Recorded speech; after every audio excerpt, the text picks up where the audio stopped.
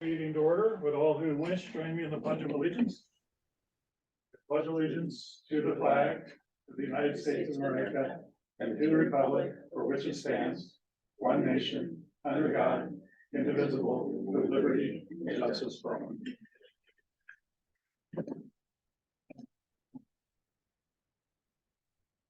Meredith and I don't have any proposed agenda adjustments. Are there any other proposed agenda adjustments? Seeing none, we'll go ahead and move on to the minutes.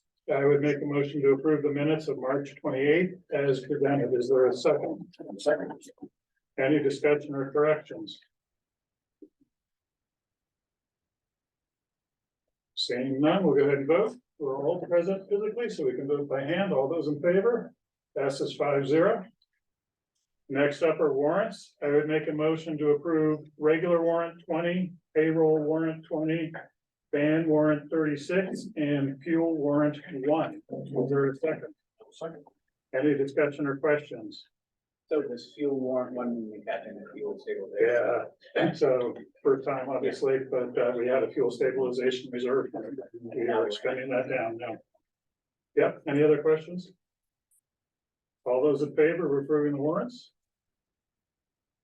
The floor is open for public comment. Would anybody like to make public comment?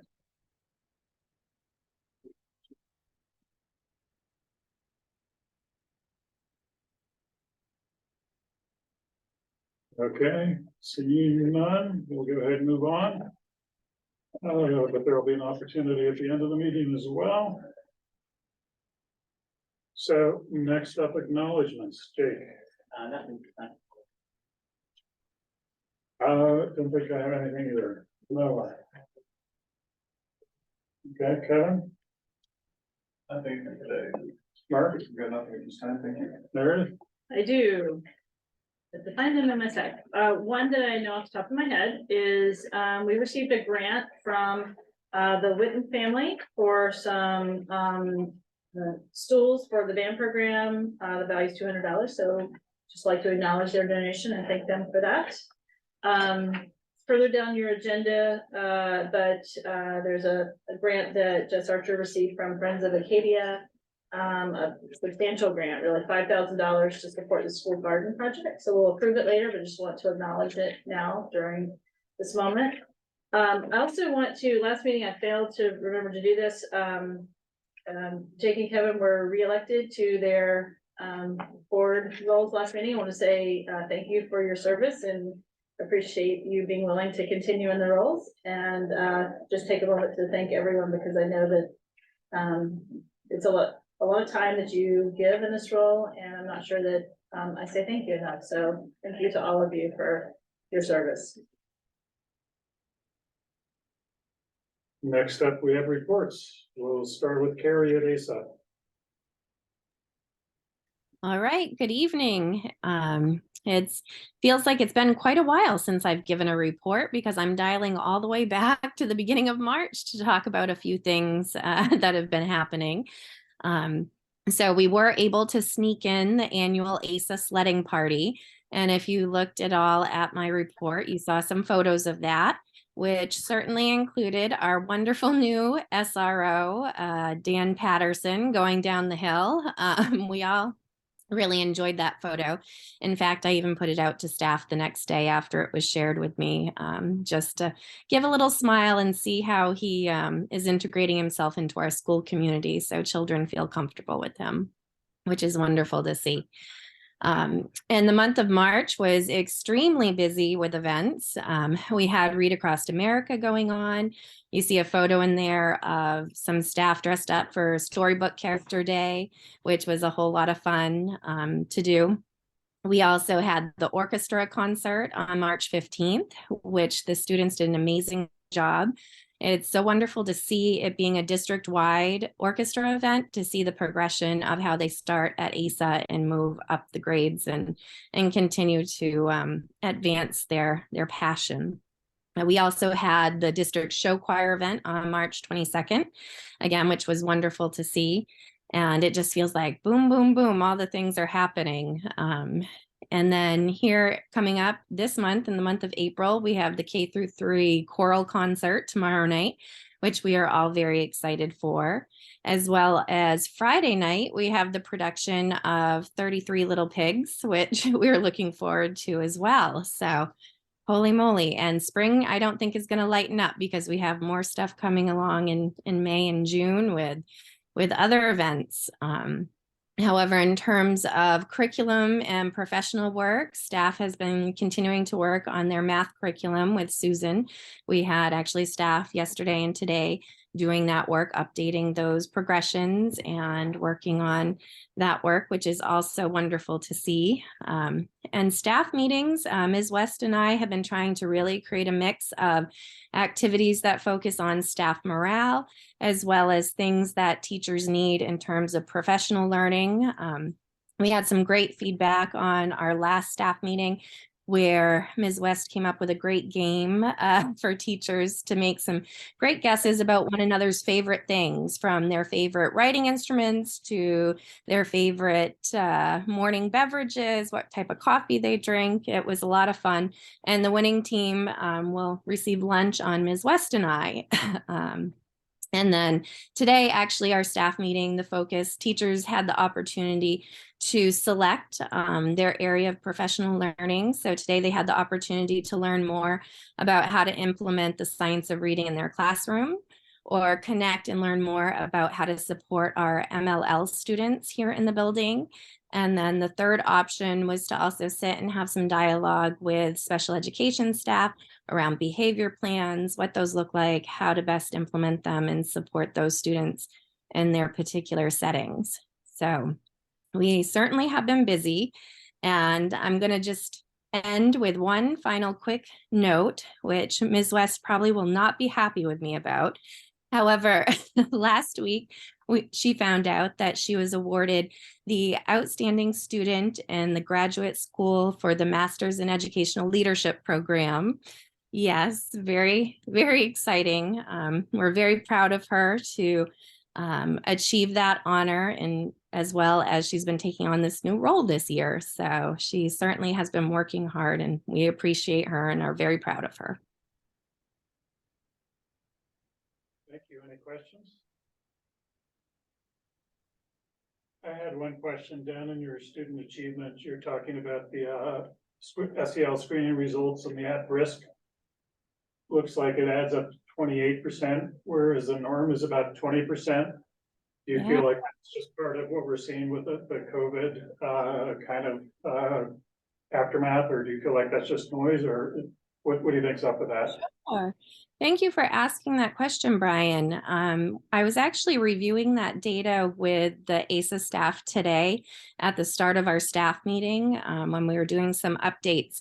And I think, part of that, I think, is certainly what we are currently seeing post-COVID in terms of students' self-regulation needs, social emotional needs, as well as those academic needs, right? From their learning experience and what that looked like during COVID.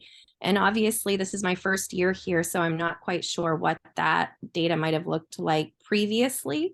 And I think that just goes along with what we have been seeing and kind of correlates with the Swiss data that we talked about at the last board meeting as well. Thanks. Any other questions? Thank you, Carrie. Go to the middle school with Richard. Hi, everyone.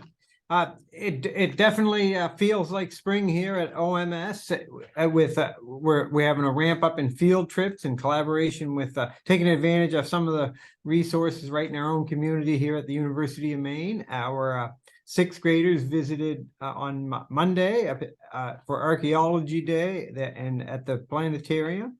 And so that was a great field trip. We have ASA students coming up more often now that the weather's getting nicer, and there were some here today, and we're having our OMS circus where with seventh graders we'll be demonstrating some of the things they learned in physical education. That's coming up on Friday. We had students at the Collins Center for the Arts, so jazz students there looking at 4 decades of music. What a rich opportunity right here to take advantage of, and they attended that along with some of our high school peers. That examined 4 decades, early blues up through the 20s, the jazz of the 20s, ending with early 1950s jazz. So it was a great experience for them. Upcoming professional development, we have our April 12th early release day. We're going to be looking at scheduling for next year, and putting things together in that regard, and trying to get an early start on that. That includes acceleration options that we're looking at putting in place. And of course, we have the state test, the NWA spring assessment, and that's coming up in May. We're going to try to get that in the first week of May, early May. And so there's been some changes this year to test administration, and so on the early release day, we're going to have some PD around, like some of the test updates for test proctors. So that's coming up. And kudos to our show choir. They earned at the State Show Choir Festival a 94.6, a silver award, 0.3 away from gold. So fantastic performance there. And it's all 3 of our baseball, softball, and track team were outside today. So that really feels like spring. And so our athletic season's up and running and underway. We met with league officials just last week, and games and meets and all of that are ready to go after April vacation. Great, thank you. Any questions or comments? Thanks, Richard. Next up with the high school. Hey, everybody. I want to say, like Richard and Carrie did, that it's been a long time. So in high school world, there has been a lot that's happened. And I hope that I was able to capture it all for you in our student culture and the student staff celebration section. But for the past few months, we've had many musical performing arts accomplishments, including the District 5 Honors Band and District 5 Honors Chorus participants. Zane Rogenbach was participating in the All-State Jazz Festival, the District 5 Show Choir Festival at Stearns. They earned gold at the States as well. The OHS Jazz Band was awarded silver at the Instrumental Jazz Festival in Hamden a few weeks back, and an Outstanding Socialist Award was given to Henry Butens. And our students in the one-act performance of Ethan Cohen's Waiting, which was directed by our own Nick Newman, who's a 12th grader, was a crowd favorite at their performances a few weeks back as well. So really strong participation, and performances by our musical and performing arts folks. And it's really exciting because Scenes and Songs has just recently started, with their first meeting being yesterday. So we're looking forward to that. Spring sports is now in full swing. However, we haven't been able to speak with you since our winter sports ended, which was very positive as well. As many of you know, huge congratulations to our boys basketball team and the coaches for being the Class B state champions. That was a huge accomplishment for them as a team, and a very big, proudful win for our whole school community and greater community. So congratulations to all of them, and thanks to everyone who helped make that special for them and for all of us. Our cheerleaders and Coach Duran performed at the Class C state cheering competition, had an amazing season. That Coach Duran said is one of the ones he's the most proud of, as far as them really stepping up and working together. And the congratulations to the 2023 Mountain Valley Conference Nordic Ski Champions. Both the boys and the girls captured the titles, and they had a great state meet at Fort Kent. And the leads, they're the state runner-up for Class C with the girls, but the boys finished 4th, so very good with them. And particularly, overall winner was Ruth White, with Clara White and Megan Gerby finishing 2nd and 5th. And our boys were led by Liam Waring and Ben Arsenal. So great representation by them. Our indoor track team had a fantastic season as well. They were 2023 EMITL Small School Championships. The girls team captured runner-up. And the boys into our indoor track team for individual performances that earned state Class B meet at Bates College. And the girls finished 12th, with the boys finishing 6th. Then Des Seeley, one of our juniors, got a gold medal at the shot put, and she then was able to go on to compete in the Northern Maine Championships. And there was many of our winter sports athletes that were selected to the conference and tournament all-star teams. Mike Archer put a list into our weekend preview, the March 6th edition. And Owen Connor Self for long jump and Noah Parker for shot put competed at the Adidas Nationals in Virginia Beach, representing Orono, and both qualified for the high school national elite championships. So a lot going on there. Really proud of our students. Continues to make Orono High School an exciting environment during the school day and after school for everyone. Other accomplishments were the math team. They had a fantastic season. They placed 2nd for the division at the district competition and 8th for the states. And also congratulations to Clara White and Connor Moykins, who competed in the Maine State Science Fair on Saturday the 1st. And both of them receiving a Jack's Future Innovator Award. And then a final congratulations to our chess team, and particularly Beckett O'Reilly, in tying for 2nd place in the state individual chess tournament. Also representing Orono High School at that state meet was Colin LaRanger, Eli Swartz, and Wyeth Lamott. But our chess team definitely grew in number and excitement this year, and that's really something we're looking forward to moving forward. Our awards committee, I continue to be a proud member of that committee. We've worked hard over the last few months to complete the review of our athletic awards with Athletic Director Mike Archer. And we have been really looking into our Student Activity Award and our Student of the Year Award, with the addition of Performing Arts Awards as well, and considering how to move forward in what's best way to honor our students by looking at a Graduate of the Year Award on top of the 2 athletic awards and performing arts awards. We're going to bring all of these things to our department head meeting and our staff in the next couple weeks so that we can roll these out for our upcoming graduation and baccalaureate evenings. With collaboration with our families, our Q3 report cards were the first shared digitally using PowerSchool. And we've worked with families and students to make sure that they can access their PowerSchool account, know how to find their report cards within the account, as well as offer paper copies for anyone upon request. And on Wednesday, the 29th of March, our school counselors held a 10th and 11th grade college information night, which was well attended. And it involved reviewing FAFSA and financial aid, and even had some Maine college and program representatives there to answer questions for families and students.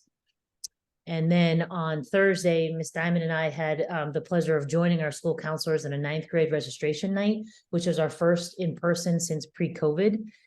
It was a great success. We had over 11 families come and register their students for next year. And it was just really fun to see them in person and help them fill that out in person once again and give tours to them and their families, particularly with our new spaces. I really enjoyed the night, and I know Miss Diamond did as well. And I believe our school counselors were really proud that we decided to have that evening again and invite families into our building. And as far as our school learning environment, I said nothing to report, but just a continued thank you to the efforts by all of our staff on the maintenance crew in particular that continue to work to navigate with us and with the OPAC staff as well as to making all these events and nights happen. So thank you very much to all of you. Meredith? Thanks, Sam. We have all of this incredible stuff happening for our students. And while that is happening in the building, we have faculty who have been working for months in anticipation of next year and what next year will bring. And now that is starting to take shape, and that is really exciting. And I would like to mention that Rose Scheid was also at our family registration night. Do that. Sorry about that. we're gonna miss her when she retires, and we really appreciated having her there to show up for kids and answer questions as well. So we have, as we've mentioned, consistently, this curriculum work that is being led by Susan Smith. And I think it's one thing to say that, we're working on curriculum, but now we're at a point of having work specifically in health and math this year on curriculum, and the discussions that has generated manifesting in new opportunities for students. We had students who were not required per graduation requirements to take our new health class, Healthy Bodies and Relationship. But we have students who are expressing interest and who have requested that course for next year, even though it's not required. So we will be running our first section of that course next year as a singleton section. But it was exciting to see that based on student registration, that is the need that's being met. Additionally, in our math department, as you may recall, we have 4 new courses that were approved and for which students could register. And of particular interest to kids are the 2 dual enrollment sections that are going to be offered by Heather Holmes in collaboration with Eastern Maine Community College. Both of those courses reflect rethinking of math pathways that has been happening in Maine's community college system over the past few years, that really moves away from the idea that the trajectory from college algebra into calculus is the one that all students need to follow. Instead, the community colleges have pivoted to a multiple pathways model that allows students to specialize mathematically based on the disciplines they are going to study. Heather Holmes and I attended a presentation jointly offered with the early college folks at UTC back in March.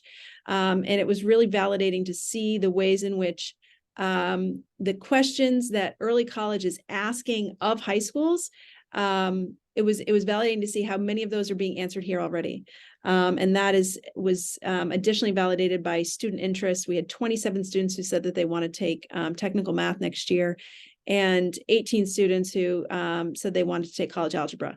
And so that specialization and pivot in how we are thinking about the role of mathematics in students' lives and the significance of their mathematics experience here in the building, I think it's reflective of the responsiveness that is made possible when we can pull folks together and talk about what we're doing and why we're doing it and how we could be doing it better. And alongside that curriculum work, we of course have the really heavy lifting of registration for next year. Advisors and content area teachers all supported students in completing their course registrations and in orienting to the new course offerings that are available. And our school counseling staff has chased down every student for whom there wasn't an entry in PowerSchool. And now we are at that pivot point of having all of those student requests and beginning to build what the master schedule will look like for next year. There are a lot of buildings in which this is easy work, right? You take those numbers, you plug them into PowerSchool, and out comes your schedule, and you're off and running. And in a building like this, with the number of specifically honed and sharpened classes designed to meet specific student needs, it is a very delicate and complicated dance. And I just want to give credit to Holly Gunn and Troy Wagstaff for their commitment to multiple pathways for kids, for meeting their individual needs in a way that manifests every day in the things that they're able to learn in classes. That concludes my report for tonight. Great, thanks. Any questions or comments? So many exciting things going on across all three schools. It's yeah, we've missed hearing about it, so it's great to hear. Meredith, superintendent report. Yeah, we're catching up on 2 months because we missed the first meeting in March when we canceled, so the principals haven't reported since early February. It's transpired in 2 months. I have several items to report to you.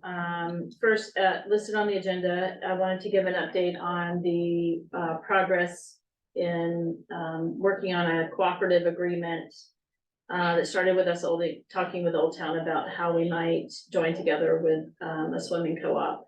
Old Town's been talking with some other districts who, one of which they've been working with in a not a co-op way. They've been sharing their coach, but their coach has been coaching this other team.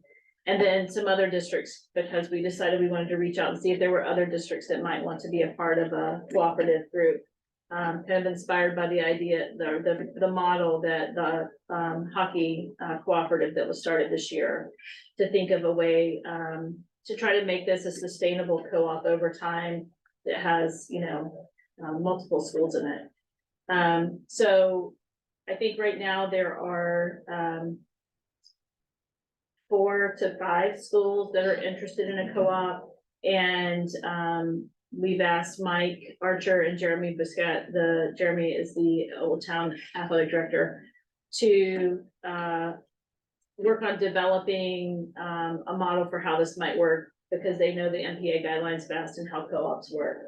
One of the things they've been working on primarily to begin with is how the cost model will work, because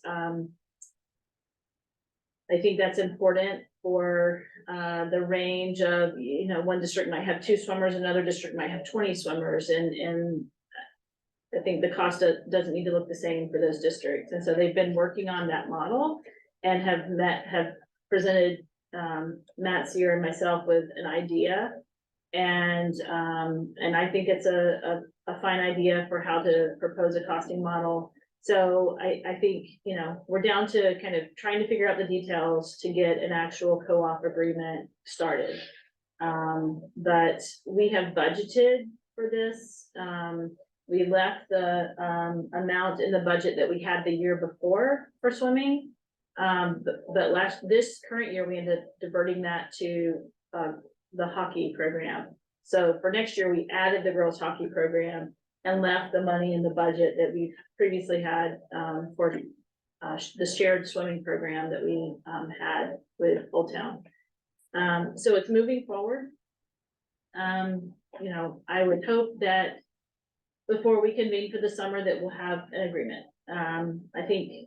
I don't know what the deadline is with MPA, but I feel like we would probably have into the fall to get that to MPA, but I think it would be nice to have it before we convene for the summer. And so that's what I'm going to be working toward, asking that we can move along that timeline.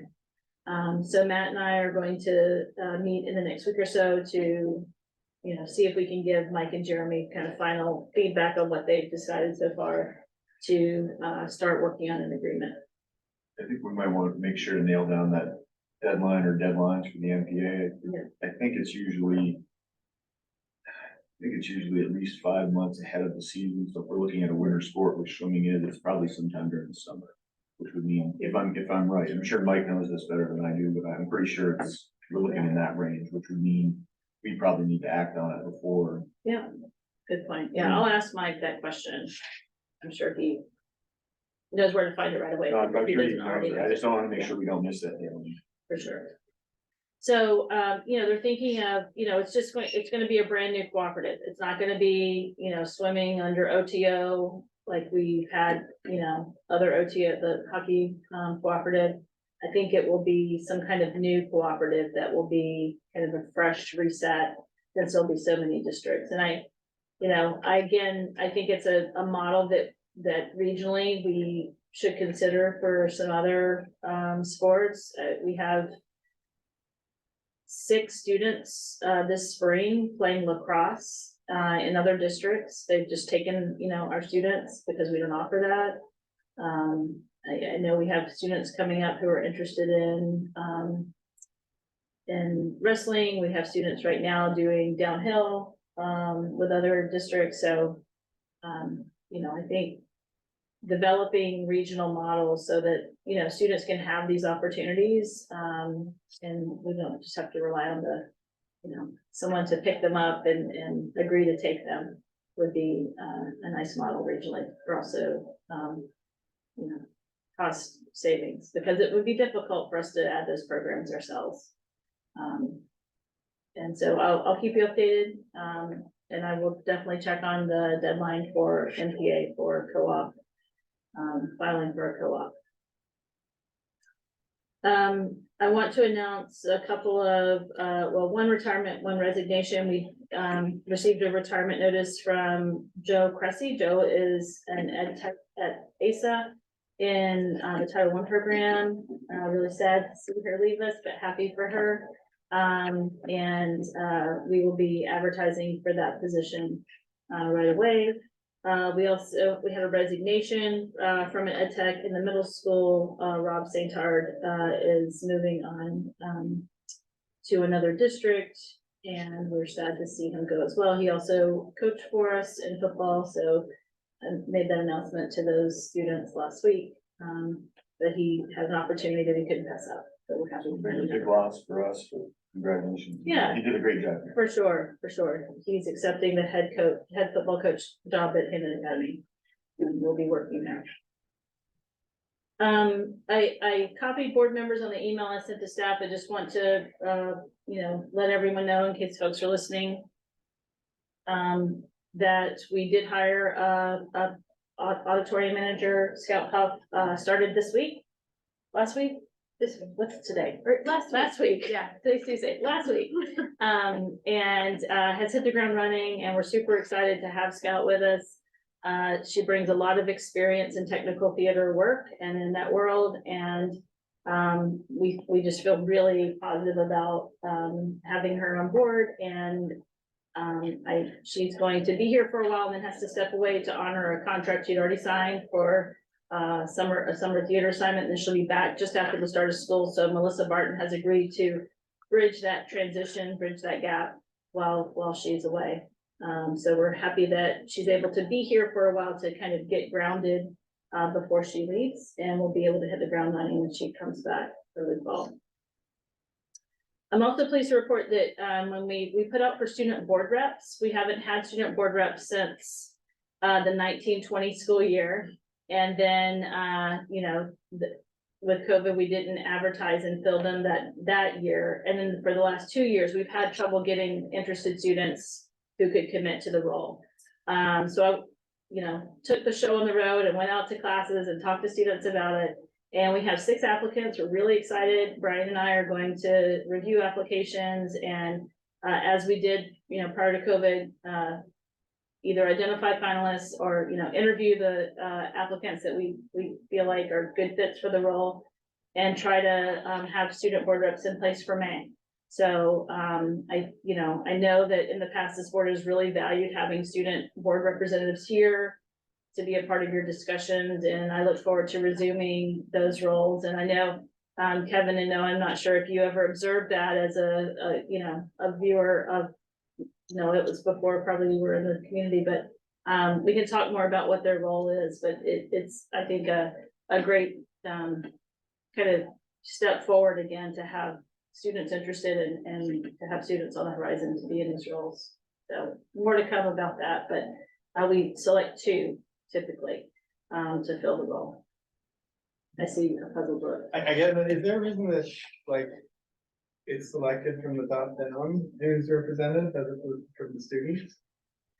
Well, I think it's, we have tried to, review the applications in terms of knowing what the role entails and what they're, what's expected of them. And I think we've had students in the past who it's not really been the best fit after all. And so we've kind of seen over time which students, you know, end up being good fits to be able to commit and also engage, with the board during meetings.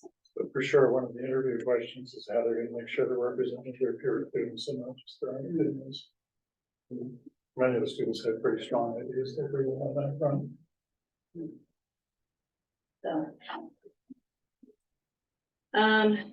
We also are planning to get started with interviews. And Lisa Smith is looking for a board representative to serve on an interview committee. She plans on running interviews the first week in May. And I believe this is for the middle school and high school openings that she has. And so wondering if folks have interest availability to help on that interview team. I like helping Lisa. Okay, There are function openings or like? there are 2. There's a retirement at the high school that we're filling that vacancy. And we have a anticipated position that we're running an ad for the new middle school position. To serve the cohort in the middle school. So are you willing? I think it's gonna be a joint committee, so if Kevin's willing, I think she's going to. Lisa, are you gonna interview, is it gonna be one committee for both positions? No, I was thinking of 2 committees. I'm looking at different parents. I'm looking at different staff. But Kevin would be great on both of them. Are you willing? That's fine. 2 for 1. Lisa's very efficient in your interviewing process. Okay. Did a bunch last summer. Thank you. Also wanted to let you know that, I know the superintendent survey at 360 survey dot right now. Tomorrow I am, sending out the principal director surveys. And so you'll see the email about that. And I'll just put in a reminder about the superintendent survey and that it closes later this week. I also want to let you know that a group of us are working on a school safety grant right now. Bill and Jason and myself and Officer Patterson are working together. And if I'm being honest, Bill and Jason are doing the bulk of this work. I'm doing, little bits and as is Dan. But we're just trying to seek other opportunities to get some funding for some of our capital needs that are related to safety. And we saw a couple of grants come out, one of which we decided not to pursue, but the other one we are. So we'll keep you posted. Nothing ventured, nothing gained. If we get this one written, it might help us just be poised with the kind of information we need to have in place to write other grants. So fingers crossed on that. And then finally, appreciate everyone's involvement in the strategic planning process. Just for the public, we started that work tonight. We had our committee of stakeholders together for the first time, just to really have an orientation meeting, and we'll be working together over the next year. So I don't know if board members have any feedback, questions, comments about, how tonight went, anything that you would offer as feedback as we plan the next few sessions. Don't have any feedback other than the fact that it's a pretty good group of people who have volunteered, and we appreciate that. And I think it's a very good commitment. Yeah, there was really great response to this, and we had twice as many people, or actually 3 times as many parents apply to be on the committee as we had seats. So that's a really great response and great interest from the community in this work. So appreciative to everyone who was willing to serve and for those who, you know, are serving on the committee. And the only thing I'd add is there's a lot, if you look at those sample plans, there's a lot of different directions we can go in terms of mission and vision. Not having a mission and vision, having values or belief statements, not having values or belief statements. Action plans, detailed metrics, not having detailed metrics. There's a pretty big scoping step that's gonna happen. And, you know, obviously everybody's a voice on the committee is equal, but I guess I'm saying I would hope that people on the board are at least gonna be committed to doing the homework and having looked at all those plans and coming with some opinions about the different scopes of what's, and especially because the board's the recipient of this plan and is going to need to implement it too. What's the structure? Which of those pieces are important to have coming through, and which of those pieces are maybe not as important to have coming through? So that's like a big key next step, and both as a consumer and also as somebody that we can kind of guilt into doing the homework. I hope you guys will come prepared for that for the next meeting. I have a question. Yeah. Going way back to the swim team, I mean, I think the regional model is a fantastic model. And everything across skiing, swimming, wrestling, whatever we can participate in. I just think that's a great model for a place like Northern Maine where the districts aren't necessarily big enough to support these themselves, but there's truly demand.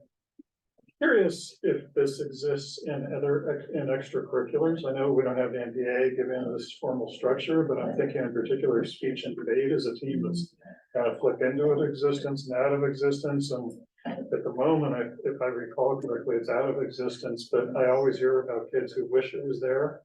And if we can't sustain it as a single school, I'm wondering if there's an opportunity for some regional cooperation in some of these extracurricular clubs as well. That's an I think that'd interesting be a great idea. idea. Yeah, and I would just ask Meredith and Sam to maybe think about that and look into that and ask their colleagues. Maybe they know of teams in the area that have the same kind of numbers issue. But the 3 of us will huddle about it and talk about that, but that's a great idea. I think I went to the regional competition the last time there was a speech and debate, which was probably 4 years ago. And there were a lot of schools, local schools not represented there. So we're certainly not the only school that does not have a program. So I would assume they probably also have a few kids who'd be interested in some. I would think we could put something together. You know, and that's something I feel badly, you know, advocating for these regional groups and then saying, but we don't have space to house them, you know, like wrestling or swimming. But that's something I think we could take, you know, a regional lead on and offer out to others. So I think that's a nice idea. So, yeah. Any other questions or comments from the superintendent report? Okay, next up on discussion items, we have the Easy Schools Department attendance agreement. Yes, I put a document in the folder. After our discussion last meeting, a couple of items just to follow up, based on questions that came forward. First, VZ isn't required to have a high school attendance agreement. Back in 2013, when we were doing withdrawal agreements, at that time, it was a requirement of districts to have a high school secondary agreement for your students. And at this point, that's not a requirement that's in place. And so, for example, I talked to Glenburn, and Glenburn doesn't plan on establishing an agreement. So they, you know, their priority is to work with all area, you know, secondary schools where their students attend, and you know, don't see a need to have an agreement. If they need to place a student and they have trouble placing a student, Susan was telling me, because of her work recently in the K district, the Department of Education's role is to help place students in that situation if they can't find a home for a student for high school. So when I circled back to VZ and talked with the superintendent there and asked, you know, if he knew all this and still wanted an agreement, he said, yes, we our board really hopes to have an agreement with Orono. They really want to be able to keep that connection and have families know that that will be an option into the future for their students. When we talked about, some of the concerns that were raised, they understand us not wanting to do a long-term agreement. They were interested in at least 4 years so that students, starting when we established the agreement, knew they could finish. And I think they might, be interested in kind of rolling agreement as we move forward so that students who are starting could finish.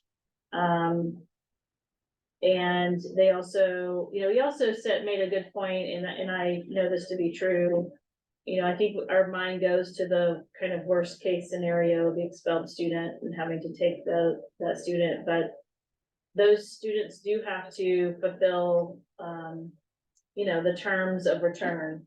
Whatever the return plan is, they have to meet that criteria in order to be eligible to return. And so I don't think, students could be expelled from one place and then, next week come to Orono because the visa agreement says they can attend here. So they would still have to go through their expulsion and meet all the criteria to return. I did put together, what you have in your folder is just a chart showing the rate of VZ students attending each year. This represents the freshman students each year. So students coming out of 8th grade, coming to Orono from VZ. You can see, some years it's quite high. I think the high is 63%. The low might be this year, actually.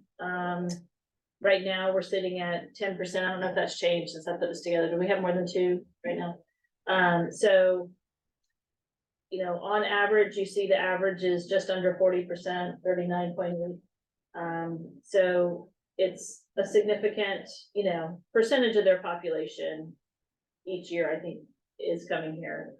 And, VZ, the superintendent just indicated they really have a lot of trust and faith in that when students come here, they're going to be well served. And the board really feels like this is the place they would want to have as the secondary option for their students. And it's why they, want to continue the busing arrangement under this agreement. The busing arrangement, the riders right now this year are around 12. And when we looked at I didn't have the cost when I printed this off earlier today, but Bill got that. It's shocking to me. It's around $35,000 for, because it's covering, door to door with what they do. So it's door to door would be what, the cost, they put whatever, what VZ's providing would cost us $35,000 to provide. And, high school students usually don't ride the bus if they have an option. So those 12 students probably need that bus to come to school. There may be a few parents in that group who, could make arrangements if they had to, but I do think that the bus provides the way for students to attend here for a number of these students. So, that's the information. They remain interested.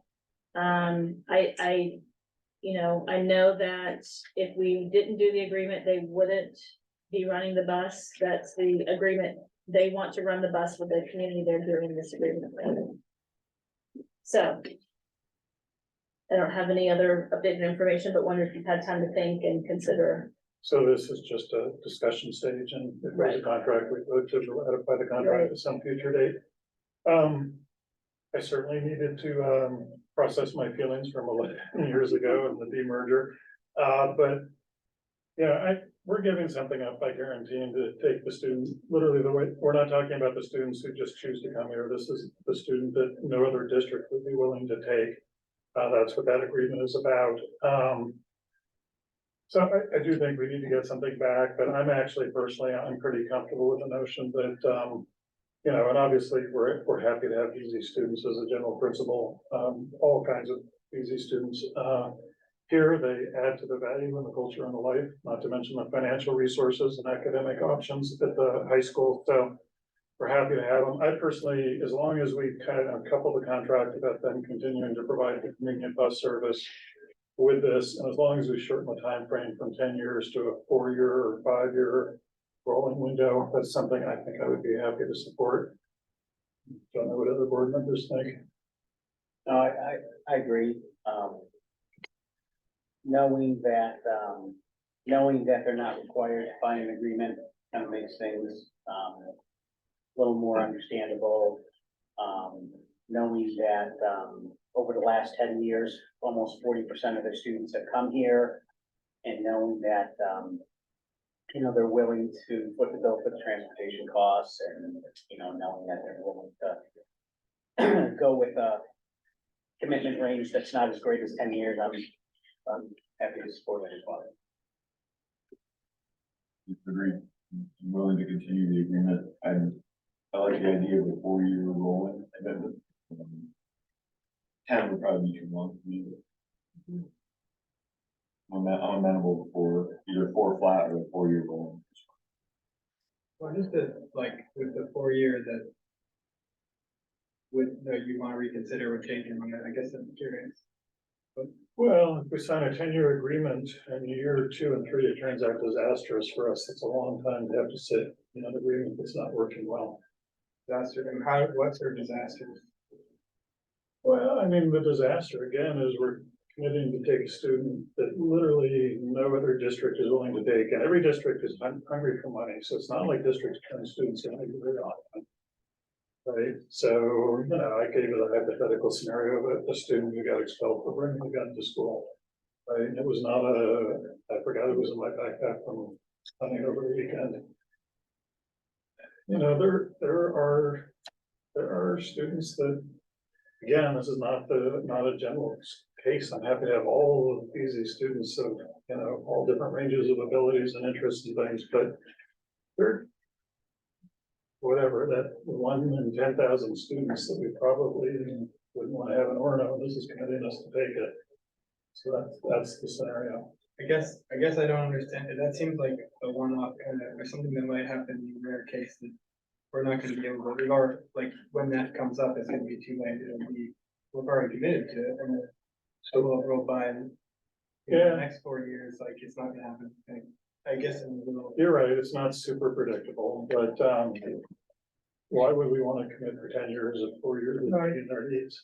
Yeah, I'm trying to just I think one of the things is, so far this hasn't happened, right? Right. We haven't been compelled to take a student yet, so when we're faced with that for the first time, it might change feelings of, our feelings about whether we want to continue.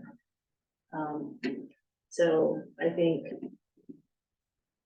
with both parties being amenable to less than 10 years, it maybe makes sense to take that step as a first step past the withdrawal agreement phase expiring. When you advocating for a longer agreement?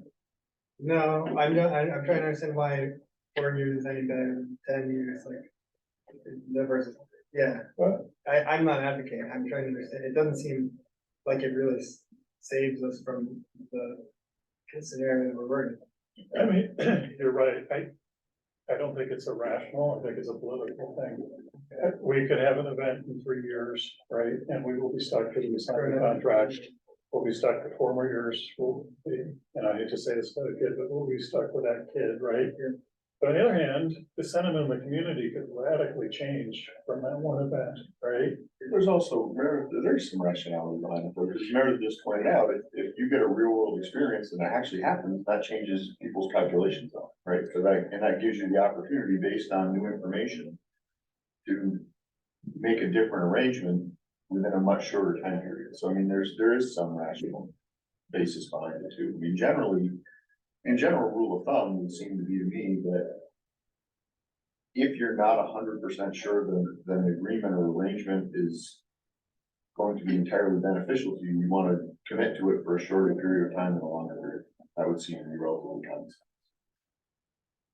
I guess there's part of me, I'm not like I've decided, but there's a part of me that's like, well, if we're worried about it, we should just not do it. Like, 'cause that's the only way to actually prevent that, And like, that's.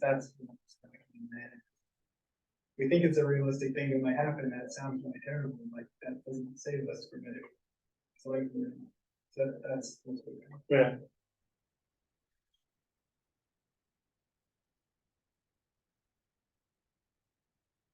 Any other thoughts? Guess I'm looking at you, Kevin, but you don't have to answer. No, I'm just listening. No original thoughts. Okay. I mean, it's sounding like you have at least a majority on the board for, negotiating, quid pro quo contract, so. Yeah, we'll, keep working with them on it, and when we have something, we look it up, bring it back. Last question, if we did a roll, we would have come before the board every year. I think it would. Yeah. That's- The tack on that. Right. It has, it would have to go on our warrant articles every year. It has to be, Oh, does it? The warrant? Yeah. Maybe in that case, we just go with the platform. Well, I mean, it's kind of semantics at that point. If we're currently intending to extend it, we have the right not to extend it. I mean, I think VZ probably rather hear from us that it's gonna be a rolling for less than until, we back out of it, but. so. I actually, now that I've reminded myself, it has to go in warrant articles. We need something at the next meeting, Yeah, so. Yep. Great, yeah. anything else on that topic? Thank you for doing the research. Next up is budget, so just where we are in the budget, next meeting, 2 weeks from now. We are going to have to give the final. That basically, we may or may not go, but we're gonna have a final set of instructions for the staff. Also meaning Lynn, to work with the lawyer to write up formal warrant articles, which we will then have to vote on at the first meeting in May. Right, which will then go, just to remind everybody, it goes to the budget meeting, which was in the pack, right? Everybody who shows up at the pack can modify the budget, and then it goes from there to a vote the second Tuesday in June. As a vote, so, but backing that timeline up means that 2 weeks from now, we have to have the budget finalized. Any input, any changes the board's gonna make has to be finalized in 2 weeks. There's really not room to be changing things after that, because things are off with lawyers and in the public hands. So this is really our last night for discussion or suggestion of changes or requests for research. Given that, you guys know, I think you've seen by emails, a lot's changed, right? What we heard last time, it was literally the afternoon of our last board meeting that the state coughed up more money. So that was good news, and the insurance rates, have come in. And so, Meredith, you wanna Sure. step us through things from there? So, just to remind you where we started on February 27th, our first meeting, when we showed you the documents, the increase, decrease, amount, that's the one halfway down the page here, that's the one we track around where are taxes increasing or decreasing, or to what extent. We were at 809,000 when we first started the work. So today's update is that we're currently at $503,683.67. But there's some caveats to that. But that's significant improvement, and one of the big drivers of that was the final insurance numbers came in, and we were at 2.28% increase, which allowed us to reduce by a total of $149,507. So that was a big, part of good news.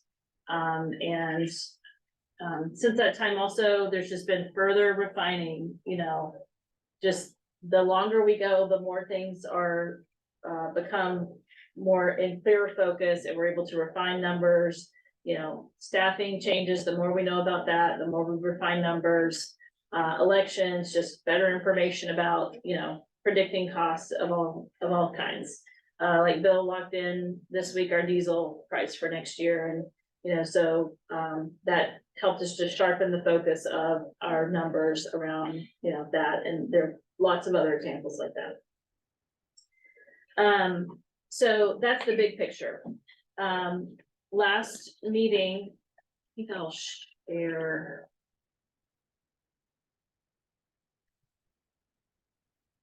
Share my screen. Give me permission to do that, Rachel.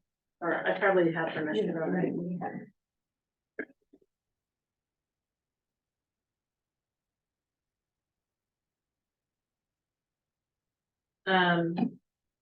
So last meeting you asked us to do some work on, prioritizing or putting some priorities to our potential reductions list. So, what you see here tonight is, the same list we've been working on, the same list you saw last time, the part here that's highlighted in yellow. And we've applied to that some, priority areas, 1 through 3, and you can see that priority 1, those are items that are just corrections, adjustments, items that would likely be coming out of the budget, whether or not you prioritize them or not, because either they, we found another way to fund it, or we've moved it to another, you know, like moved it to the capital improvement plan for a couple of them, or something's, you know, changed and we don't need that anymore. So that's the easy priority level. Priority 2, or we just cleaned up the numbers further upon further examination. Priority 2 are first tier recommendations that are, you know, very specific requests that were in the budget, but that we feel like programming can carry on just fine with these reductions for the coming year. You know, the kinds of things we want to be happening in classrooms will be happening, and teachers aren't going to have to change, you know, curriculum based on this change. And, you know, we're still gonna be able to clean the rugs and turn on the lights in the pack and all of those things, right? And have things happen. And then priority 3 are, there are only 2, are priorities that we feel like, you know, would be painful to give up this year. There would be some pain and some real, like, we couldn't do things that we wanted to do this year if we didn't have these 2 items. One of them is the middle school art supplies. Those felt like, you know, I think Noah's question caused us to go back and look, like, how much of the budget is that for that individual program? And so it just felt like too great a cut for the amount of the budget to really give that up. And then the other one, the data contracted service or survey platform, felt like you know, it would be taking a step back from what we really want to do in DEI around data collection, and really need to go forward, you know, feel like we're moving forward in that regard. So for all the others, we feel like, you know, that next year will go on the way that I think you would want it to, even with those reductions. I think the one exception that we want to have kind of a version 1 and version 2 is around professional development. We feel like there's some value in considering what we're calling a 25% add back to PD that would really be at the building level or at the cost center level for each of those, to add back 25% of that reduction amount for some flex funds. So if something comes up and we need to have a teacher go further than what we planned, or we, you know, something unanticipated, or we need to send someone somewhere for an overnight stay, that there's some flex funds back in the budget for those kinds of needs. So what you see on the far right are, you know, what those reductions would be if we took just category 1 or category 1 and 2, or all 3, in both having all the PD that we have here taken out, or adding back 25%. And reminder, it's not all the PD, it was just a reduction of, you know, capping the amount that the teachers and departments could ask for, to you know, $300 per teacher, and no overnight stays unless it was something kind of outside of the bounds of, you know, the 2-hour radius that we travel to and stay. So when you say at the building level, would those flex funds be at the discretion of the principals, or would they, and that would be it, or would they still have to come in front of you? They would each be at the discretion of the principals. So you wouldn't get final review of it? I get final review of all professional development requests. So they would approve it, but then it still wouldn't happen unless you signed up. Right. Lynn and I are it comes through Lynn and I when professional development requests are submitted. Any questions about the priorities? I know it's a lot of information. I talked a lot. The data contracted service, what service is that? It's connected to the DEI stuff? It's the stuff we've been talking about on our committee for the survey and the data analyst. What's that? I didn't think we were. Not the platform, but the contracted service for someone to put together surveys and analyze the data. We talked about instead of paying a consultant, we would just hire a data analyst Yeah, that makes sense. I remember that. internally to the district. He's already included the. No. No, Those would reduce to 503,000. so the Whatever. good question, nothing in yellow has been taken out of the budget numbers you saw on that first page yet.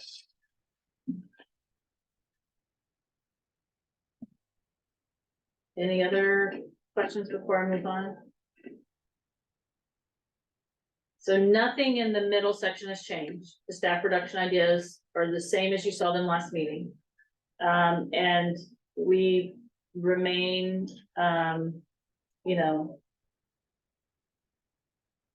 I guess, are confirming that the order that they're listed here or the order is the order that we feel like they need to be considered in. And then the 25,000 for lunch is still something we're putting forward as something we think makes sense to consider. So before we talk about that bottom section of the recommendation, I'd like to go to the next page and then circle back, because I think the next page has some important context. So I mentioned last meeting, we were going to do end of year projections and bring them to you tonight. Lynn has done those with her typical diligence and hesitation. She, you know, accountants don't like to do projections. They like to be precise. So, so she's done those. You see here that the projected revenue is good news, right? We're finishing this year. We're projecting to have $306,000 more than what we projected for revenue. And that's a mix between regular and special ed tuition being more than projected. We received more students, billed for more tuition than we built into the budget. For expenditures, you see what we budgeted and what's projected and what would be remaining in our expenditure side of our budget at the end of this year based on the projections. So those projected expenditures include both, you know, through March 31st and then projections from April 1 to June 30 in that 15,530,000 number. So when you, you know, combine the projections for revenue and expenditures, and compare those or really apply the amount that we put in our budget from our unassigned fund balance, right, which was $1,083,874. I'm saying this right, Lynn? Yeah. And what we moved to our reserves, 150,000. All of that results in a net projected change to our fund balance of a reduction of $41,000. So I guess the simplest way to say all of those words I just said is that in the end, we're going to take 41,659 if the projections hold true out of the unassigned fund balance at the end of this year. And so if you look at the bottom, our FY22 ending fund balance was $2,798,052. If Lynn's projections are on target, we'll take out around $41,000 of that, and that would result in the FY23 projected ending balance of $2,756,000 and change. Everyone follow that?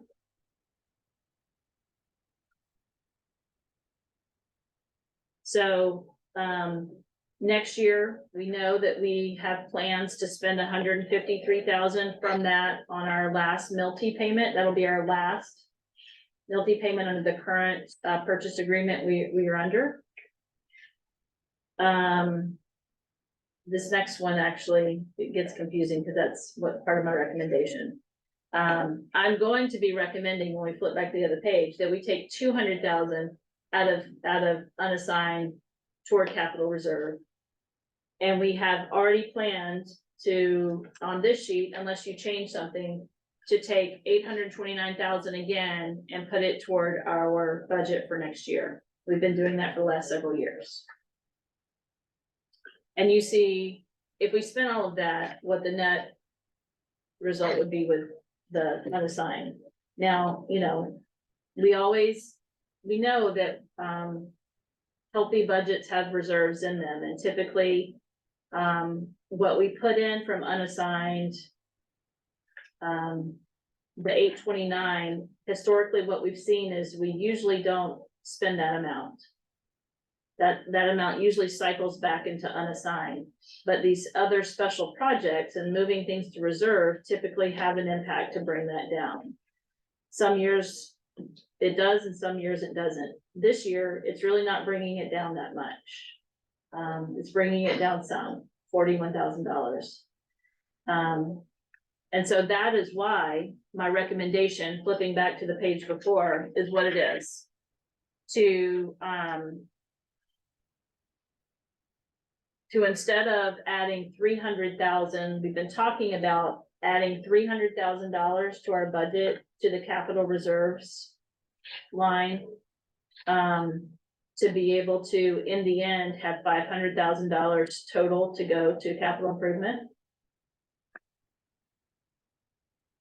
So instead of doing that, given our strong unassigned fund balance, I'm proposing that we put an additional $200,000 worth of expenditures in the budget for capital improvement to go along with the 100,000 that is built in. And then put 200,000, as I showed on this screen, from unassigned into capital reserves, which would give us a total of 500,000 for capital improvement, which matches what we were talking about wanting to do to be able to, you know, have a strategy to meet our 10-year capital improvement needs. And that 500,000 wasn't something we thought we could spend, and Right. so is doing this something we can continue to do? Right, I feel like the main question is, can we sustain 200,000 from our unassigned fund balance into the future? I feel like we can. If history has shown us anything, it's that, you know, our unassigned fund balance, we've not spent, it grew during COVID, you know, pretty substantially, and we've been working to bring that down some. And I think this year we weren't as successful as we thought we were going to be in bringing it down, which is kind of, you know, that's good news. But I think we can do that for the next few years, and then we reassess, right? We reassess where we are. But in the interim, it feels like raising taxes unnecessarily to me to put it all in the budget.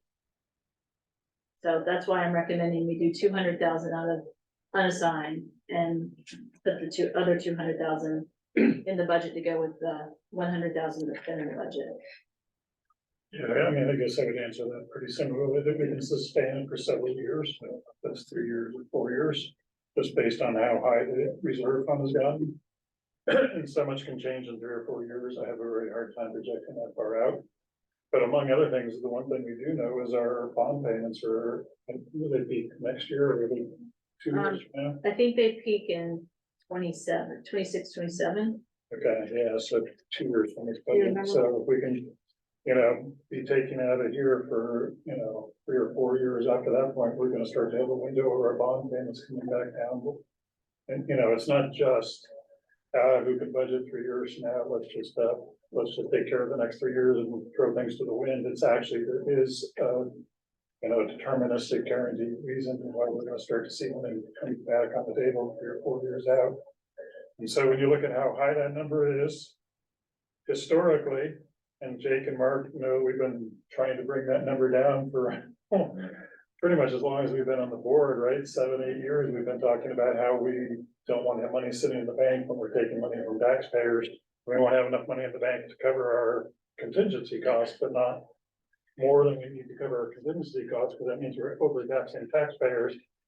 And that number has only gone up, and the big piece of that big jump is COVID and the weird things happening during COVID with low expenses and high federal revenues, but even without COVID, that number goes down 20,000, it goes up 150, it goes down 20,000, it goes up 150, that number just keeps ratcheting up, so I feel like it's both time and important to actually start spending that down a little bit, and I think that 3 or 4 year time frame, let's spend the 200,000 a year on the capital for 3 or 4 years with an idea that once we're over the bond peak.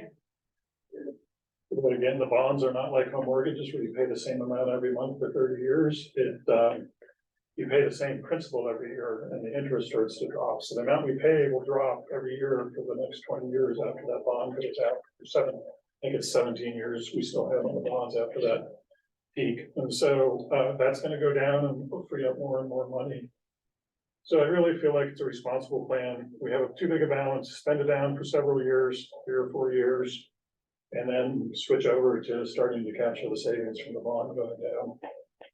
So I think it's a really important question about, are we just setting ourselves up to have to raise taxes again in 2 or 3 years to get to the 500,000? But I actually think there's a plan where the answer is no. So if you flip back up to the page I'm showing here, the recommendation, thinking about the amount of tax increase, I think that's going to be your call. This is something that, based on what we feel like is doable in the budget, the recommendation is for the priority 1 and 2 reductions with a 25% add back for professional development, which would be a savings of $87,472. To move forward with all staff reductions listed except the ASA behavior coach, which would be a savings of $155,631, and the school lunch contribution reduction, and then adding the 200,000 into the budget for capital improvement. That would put us up to $300,000 in the local budget for capital improvement, and then the $200,000 from reserve. That would be a resulting local tax increase of $435,579. And I say all that with a caveat that they'll just, told us we have a $7,500 reduction, the change on a contracted service, we're gonna be saving that. So there will still be a few reductions over the next couple of weeks as things are sharpened up even more. Tuition numbers could go. Well, tuition numbers, the good news is we don't think, we don't feel like we're gonna have to reduce them. And that was the good news, because it was a little bit touch and go for us at first. So we feel like that where we are feels comfortable. It doesn't feel like we have a lot of room. And things can change over the summer, but it's so hard to predict. Right. So it's about half a mil, right? What's that? About half a mil. Comes out to 0.79. We don't know what the actual property tax values are until August, but using 550, which is probably low, I bet it's actually gonna be closer to 570 this year. But using 550, which is a little bit conservative, it's 0.79. Which is a lot better than the 2 mil that we were talking about on the first day when we were trying to get 500,000 for capital plus the expenses. So we're back down from 2 to 0.79. That said, it's still going to be our biggest tax increase, except for the 1 year we put the bond out.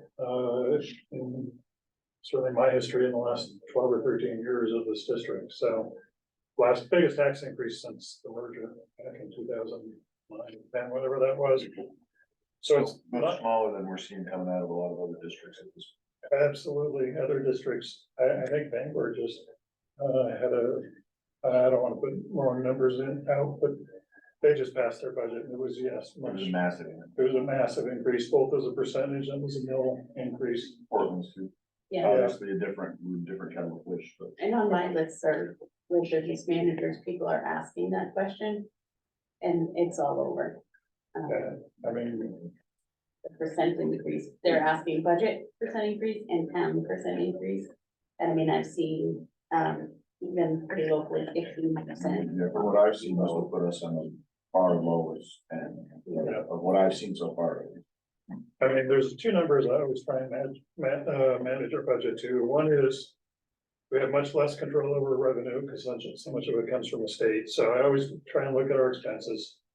Right, that's the thing we have control over. What's the percentage increase in expenses? And this is a 5.5% increase in expenses, which is a big jump, but my goal is always, if you take inflation and increase student enrollments, my goal is that our increase in expenses should be less than inflation plus increase in student enrollments, and we've been running 1 or 2% in student enrollments, and inflation last year, which depends on the number, but 7.5%, so that benchmark for me is like 8.5%, 9%, and 5.5% is very responsibly coming in under that. So I feel good about that. We're managing expenses. And then the other thing I always look at, I don't look at tax dollars because that pulls in people's, property valuations, which, if you're living in a house that's getting worth more and more, I have mixed feelings about, trying to protect you from paying taxes on a house that's worth more. But the actual mill rate, right, the percentage that people are paying, I care about that. And every year I would like to see that be 0 or negative. We're not going to pull that off this year, no matter what. It is important to remember we pulled off 0 and negative mill rates. I think the last 2 years we had a negative and a 0 mill rate change. So we've really been very good on that. But this year, the state and inflation. Well, it's really the combination of the two, of the state not covering inflation, has left us, the mill rate, I always say we're the tail on the dog because we get wagged by the state. Whatever the state does to us sets our taxes. And so we can go back and talk about the details, but big picture, I always try and look at percent increase in expenses, which is our biggest increase in a long time, but when you take into account inflation and student enrollment still growing, it actually looks pretty good. The mill rate increase, which looks terrible, except for, like you say, put in the context of every other district around us. And also, I think it's worth pointing out that we could wipe out almost all of that if we decided we were gonna stick our head in the sand on capital improvements. Right, and get ourselves back in the same mess. I mean, we're putting 300,000 in, there's 100,000 in there, 200,000 in there, they're proposing 200,000 from reserves. I mean, if we were to just suddenly say, you know what, we're gonna do what this district had done for years and just kind of kick the can down the road, we heard from the community, they do not want us. They were really loud Right, about that. again, they chastised us for doing that in the first place and said, don't do it again. If we did do it, we could get rid of all that, right? But I don't think anybody here would say that it sounds policy. So I don't know if this helps, if you want to look at what the recommendation would be for 500,000 in year 1, if that helps you make decisions, or does that not? Of what that bites under the capital improvement plan. What? It's in your packet. I mean, to me personally, what we saw was the 5 million divided by 10. Right. And, I'm happy to let the building committee, which person I sit on, but I'm happy to leave those details to another group that's closer to the buildings, but Yep. I'm speaking for myself. Does anybody want to see how that actually looks on the capital improvement plan? In terms of what projects would be worked on? Right, yeah. It's in your packet. So, Bill, does this take care of all the roofs? No, I mean, it takes care of the roofs that we're really having problems right now. We're just building any more roofs going forward. yeah, but it takes a really big chunk out of them, This 491,000, right? I was hearing 300,000, where's the other 291,000 coming from? So, $300,000 will be in the local budget and $200,000 will go from our unassigned over to our capital reserve. I get it. And we like to take that strategy, for one, because it helps, work from our unassigned. But if we put it in our budget, it has to be spent between July 1 and June 30. And sometimes these projects are summer projects and they bridge, so we try to think about, which source to use for which project, because the reserve is more flexible with time. Makes sense. I mean, and just to totally be transparent, and Kevin, what you're asking, Kevin, we've traditionally had 100,000 for maintenance, for capital improvements coming out of the operating budget. We're adding 200,000 into the operating budget, so year on year, coming out of taxpayer dollars to go towards capital improvements, that's 300,000.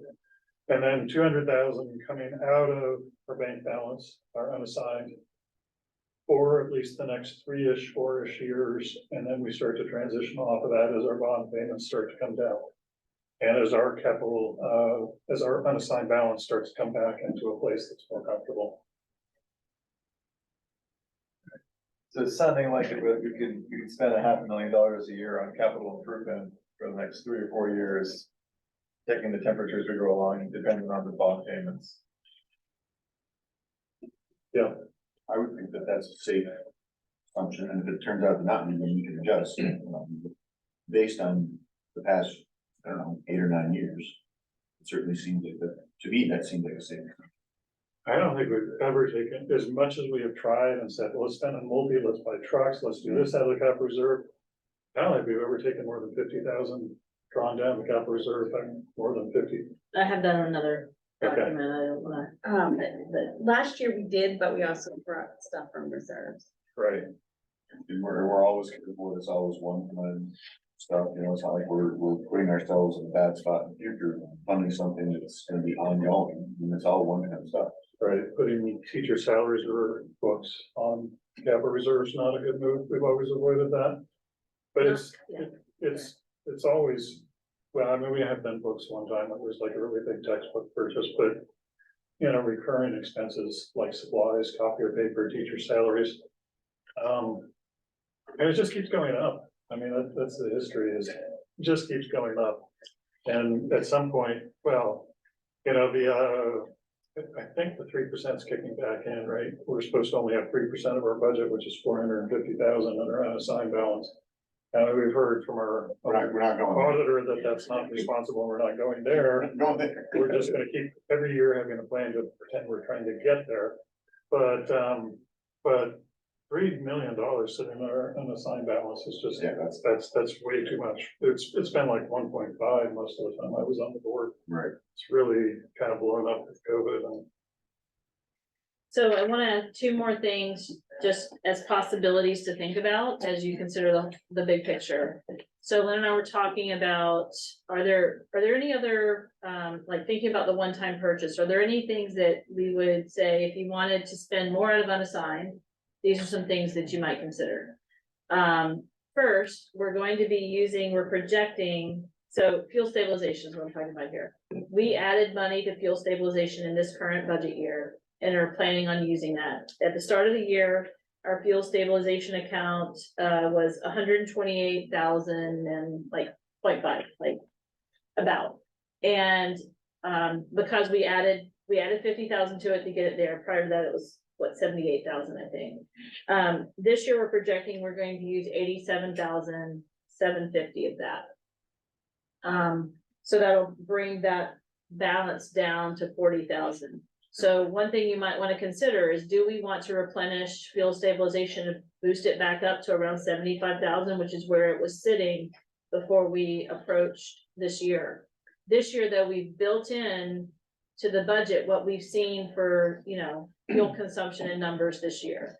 So we're not proposing that we rely on fuel stabilization next year as we ended up doing budgeting that way last year. We just put it back to where it had been. Right. With If the we, assumption that we might, you're not planning on tapping it, but who knows? if something changes and there's, which is really, you know, what it should be for, right? For unforeseen kind of spikes. So depending on, you know, I think we'd have to go on a projection because we'd have to decide on an amount and put it in warrant articles. You know, if we're projecting, we're gonna end up with 40,000 in it and you wanted to add 35,000 to get it back to 75,000, that's something else to consider. The other thing we talked about, you know, one of the requests in tier 2, it's been a request for a couple years. It hasn't made it to the approved budget, is a request from the high school to do some furniture replacement in classrooms. And that's something that will eventually be done with the capital improvement plan. When we do our rolling renovations, one of the things we do in a classroom is look at the furnishings and see, what do you need? Well, some of these classrooms that are asking for it at OHS have those fixed desks where, you know, it's difficult for some people to get in and out of those fixed chair desks, what I call them. And so there are 6 to 8 classrooms that would probably be candidates for this upgrade. We could consider, doing a one-time, because all the other classrooms either were updated during COVID with these different style of desks, or they have tables or something else that we probably wouldn't replace. So that's another option. If it's 6 classrooms, it would be like $45,000. If it's 8, it would be it would be 60,000.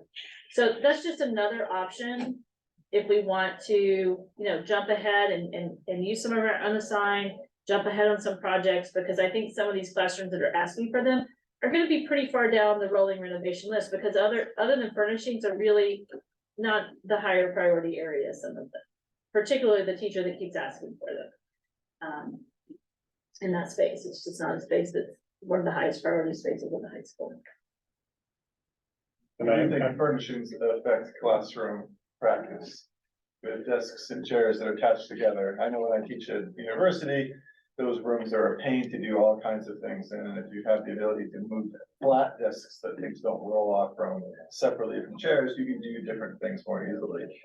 For sure. Does affect what happens in the classroom. And more comfortable, for students.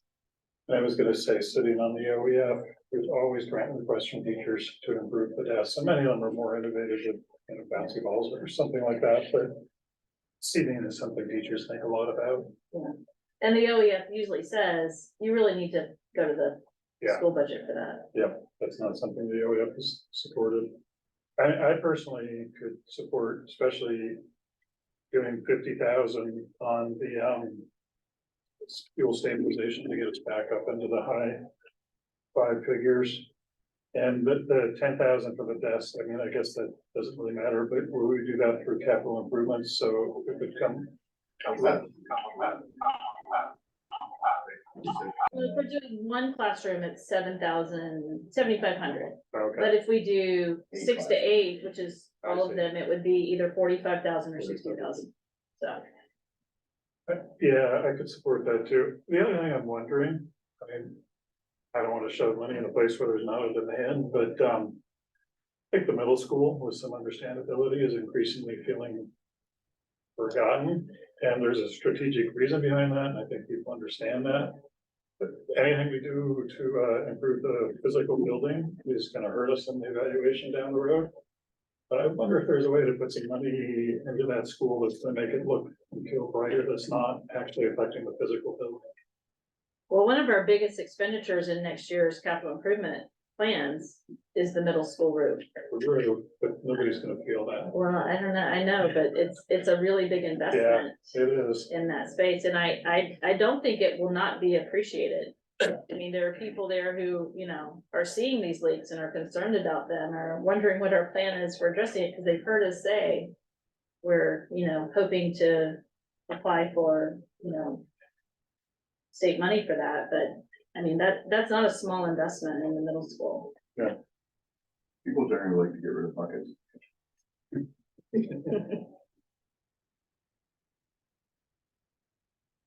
Likewise, I could, I'll repeat for understanding, sounds like, if the furnishings were purchased, it'd be purchased from unassigned as part of the strategy of spending down or unassigned.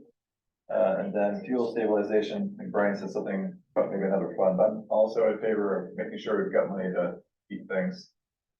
Would that come from unassigned or would it come from unassigned? Okay. Yeah. I have no issue with that. Just a correction, when I looked at Lynn, I said that a little wrong, didn't I, about the desks? Lynn's idea was to purchase them right away, like to buy them now, which has the effect of spending down or unassigned more.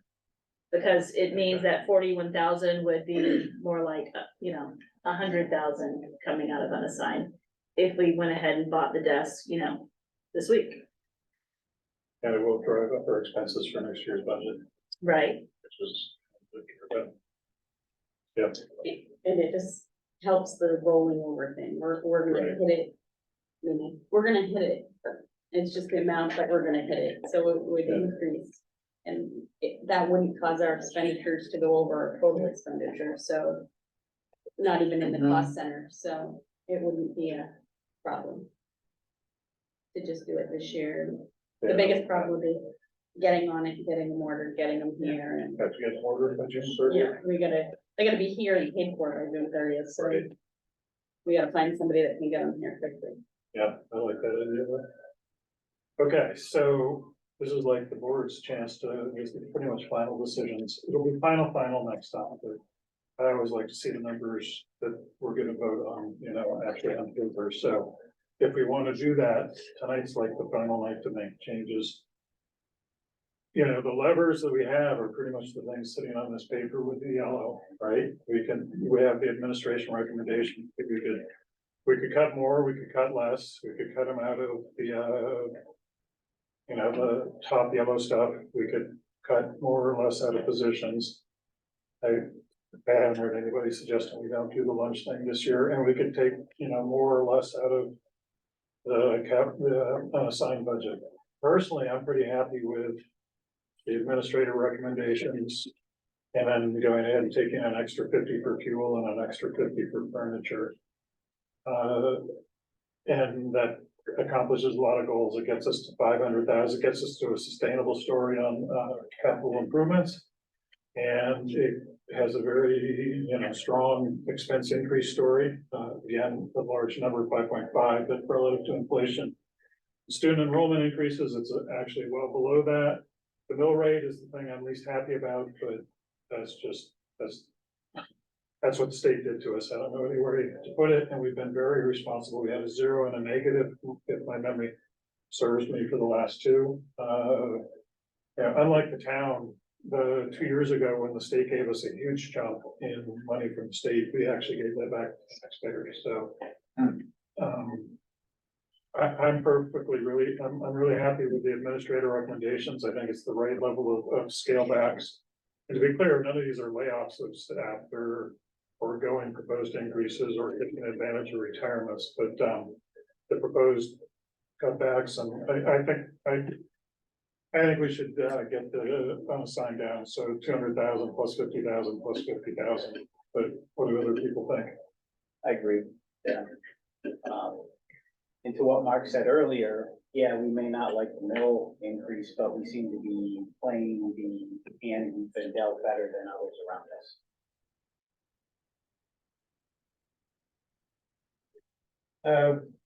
I agree with the unassigned strategy.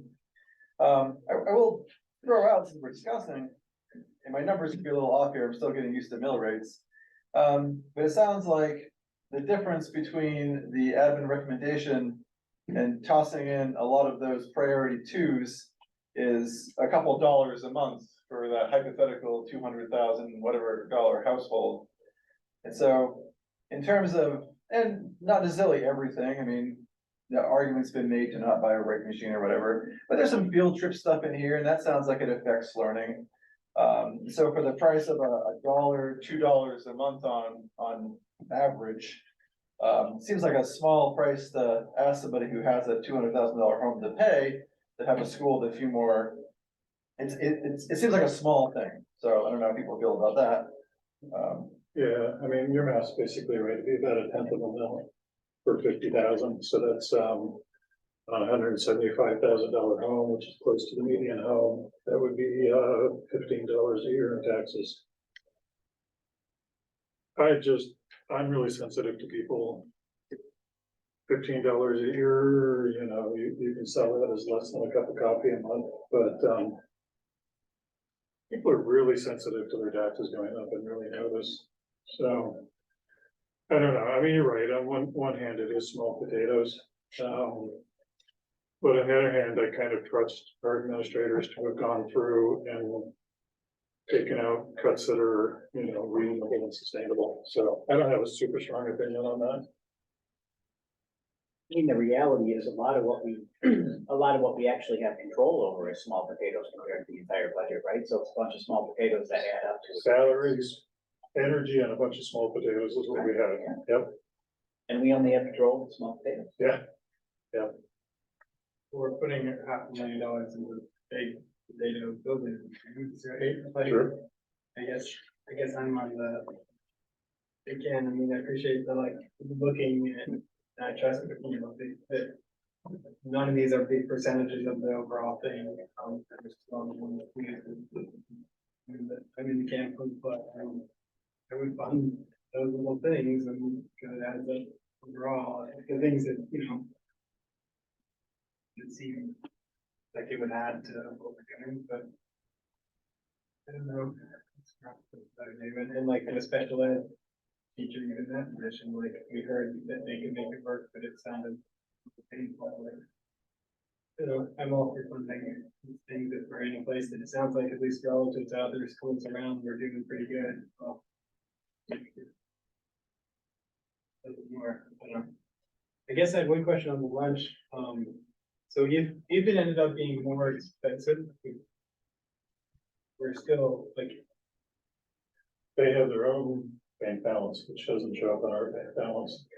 And that same story, that bank balance has been growing year after year. And so all we're doing is, you know, basic, instead of adding more money to that bank, well, to their budget, which is going to inflate the bank balance even more.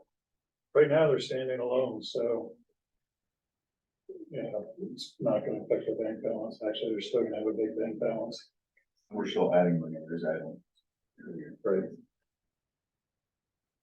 I guess where I am on this is I'm supportive of, you know, looking at the table, or the sheet with all the yellow on it. I'm supportive of certainly all the recommendations from the administrative team down at the bottom, right? So that last table with the green header. I would, and I'm also, but I want to circle back to that in a minute. So I'm supportive of that with one caveat. I'm certainly supportive of putting 50,000 in back in from unassigned into the fuel stabilization fund. I think that's an important need. I'm a little bit torn on the desks. That being said, you know, I sort of taught in a lot of different classrooms over the years, and you know, there are, as Kevin pointed out, there are some classrooms that are much more comfortable for students to be in than others. That being said, I still think the primary job is what happens in the classroom, is the teacher in front of the room, the students in the classroom. So if the rest of the board is up for going 50,000 to replace those chairs and desks in 6 to 8 classrooms, I could go for it. On the other hand, if the board wasn't all that thrilled about it, I'd be happy to not do it. And so I'll kind of defer to everyone on that. And then I guess the last thing I'd like to just at least put on the table, and I know that if I took this stand, I would come out on the short end of the stick anyway. But I know that it's the lowest, the highest priority to keep among the administrative team on the staff, possible staff reductions. But I do want to at least point out that for the ASA behavioral coach, you know, that we did hire a vice or an assistant principal there just last year that has expertise in that area. So we've thrown some funds at ASA that isn't just directed at that, but to deal with that to a certain degree. And we're not throwing similar funds at either of the other two schools. So if it were me, I would vote to take that out as well. But I know that I'm clearly in the minority on that here. So I just wanted to state that for the record. respond to the table. I didn't speak to the chairs and the tables thing, but again, from my perspective as a teacher, which I guess most of us are here, but like in the classroom, that's the first thing I do is make the space and have the desks. And I don't stand at the front. I want an active classroom at all. Completely depends on the furniture arrangements to me, and like I cannot do that in the basins. I cannot have an active classroom in certain spaces. Like I taught the same class last year and this year I didn't work last year for this week because we have modular desks. So I think that especially if there's a plan, maybe I zoned out. If the desks are gonna have been thought through in a way that's gonna allow that kind of thing, and allow for a space that is gonna, I don't know what kind of. Yeah, it's flexible. Yeah, so I think that makes a world difference and completely can transform teaching. So Yeah, I'd like to just, respond to, your questions, like, proposal about the behavior coach. ASA has had an interventionist, an academic interventionist under ESSER, and really sees a greater need moving forward to divert that attention over to more behavioral intervention. We have, increased capacity this year with a half-time assistant principal, but still, it's not enough to meet the needs that we're seeing that teachers are grappling with. And I think also seeing the, raising class size in that cohort going into second grade, knowing that, that grade has some needs that this teacher will be able to support. I mean, there are just a number of factors going into this, in addition to the data that we shared, that, this is the reality that teachers need some support with, how to deal with such, significant behaviors in the regular classroom, because that's where, we're trying to have students spend the majority of their day in the regular classroom. And students or teachers really, many, especially when they're coming in new to us, aren't equipped with those kinds of skill sets.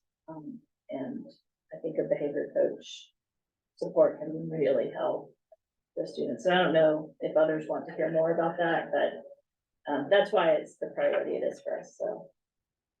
I just feel like, the board, 360 survey,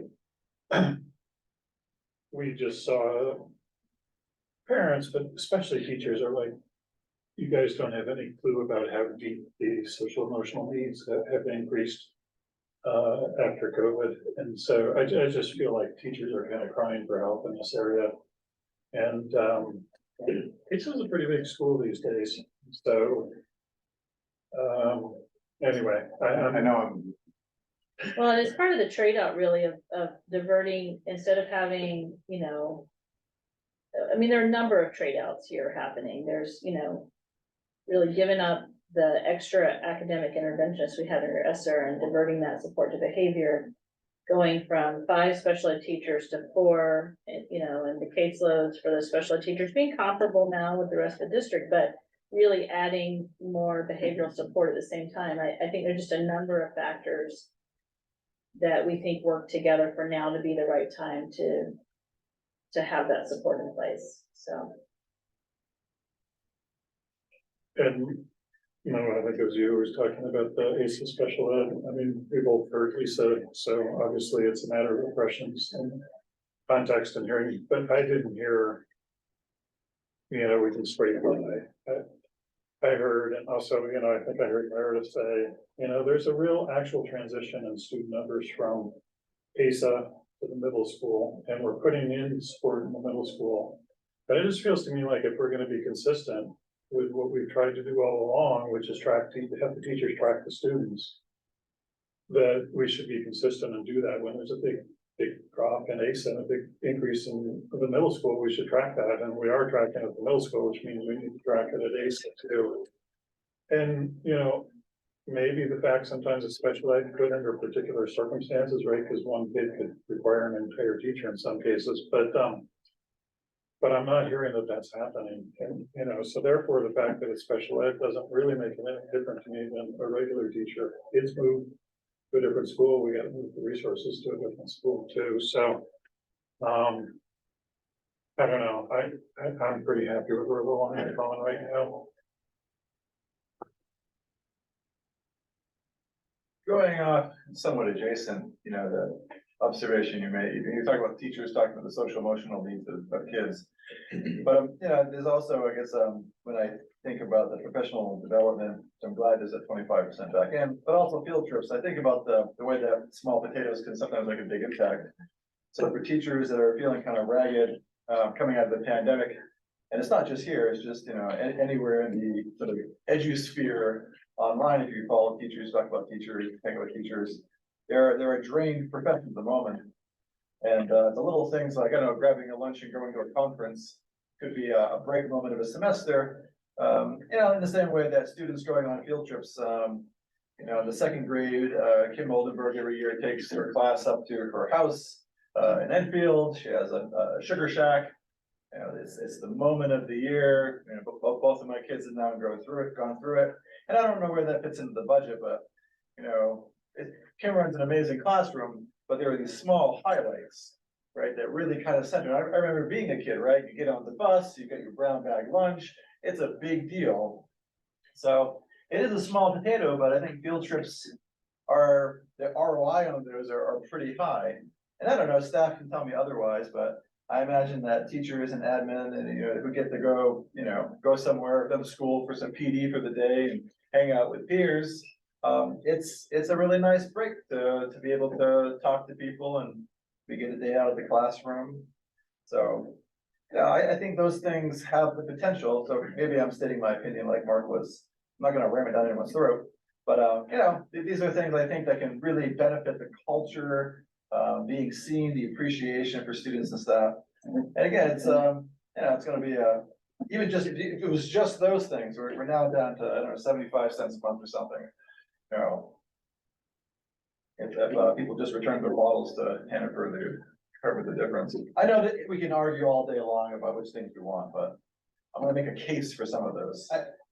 I agree, I mean, I agree with the PD, I mean, not just keeping them happier, but there's a lot of work we're trying to do in the district, and if there's things that are bringing ideas back and how to teach and how to teach better and how to bring things to the school, like that could really, we wouldn't know, we wouldn't feel painful if we cut it because we're not missing, we don't know we're missing, right?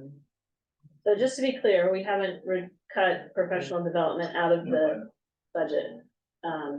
So we've reduced it some and limited overnight stays more than we have in the past. And provided for, if there are key initiatives where we need to send people further away, those are still in the budget. And allowing up to $300 of registrations per teacher per year. Sometimes teachers go to things and they're free. Sometimes they go and there's a cost. But there are some give ups. People are giving some things up for the year in this, and I think some of those PD things will come back in the budget. But Lynn and I were just talking, I don't think it's a bad time to maybe restructure how we budget for PD, because we actually see a lot of unexpended money across our PD lines at the end of the budget year, a lot. Because people say, oh, I want to have the flexibility, I'm not sure, I'm going to put this in as a placeholder and I'll figure it out. And maybe they do, maybe they don't. So it just ends up that we're, over budgeting sometimes, or a lot of the time in those lines. So I think the idea of having people submit like specific things that they know they want to do, and then maybe having, a flex amount at each school that is there for requests throughout the year might be a better way for us to have responsible budgeting moving forward, because we're just seeing that that's an area of persistent over budgeting. That's helpful to hear. Would you say anything different, Lynn, to that? No, I would say that's one of the contributing factors of why we don't hit our expenditures. It's hard because we don't know when teachers put it in, if they're really planning on something. And this year we kind of went back and asked those questions.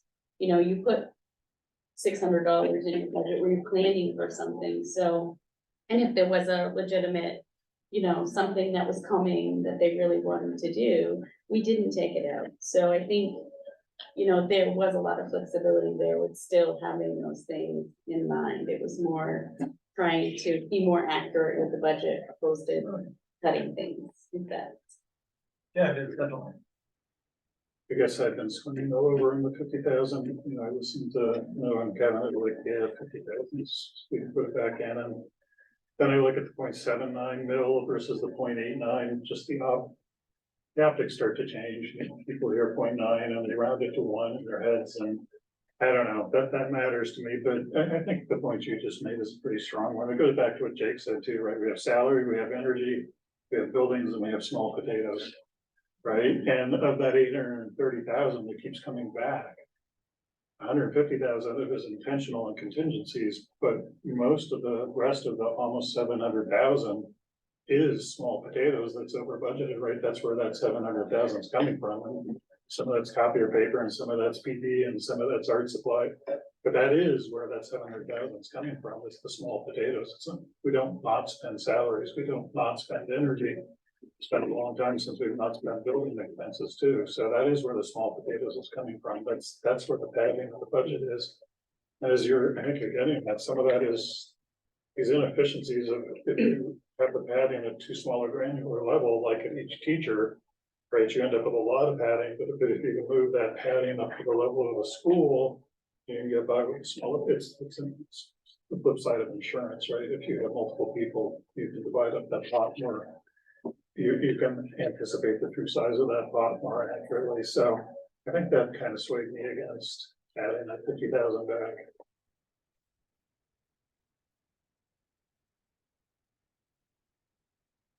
So I'm trying to perceive where the consensus of the board is. Me too. Right, so let me put it out here and you guys can all tell me where I'm wrong. So I certainly hear arguments on each side, but at the moment I'm hearing, I think, 3 votes in favor of cutting tier 1 and cutting tier 2 with a 25% holdback. So that's matching what the management recommendation is on the top section.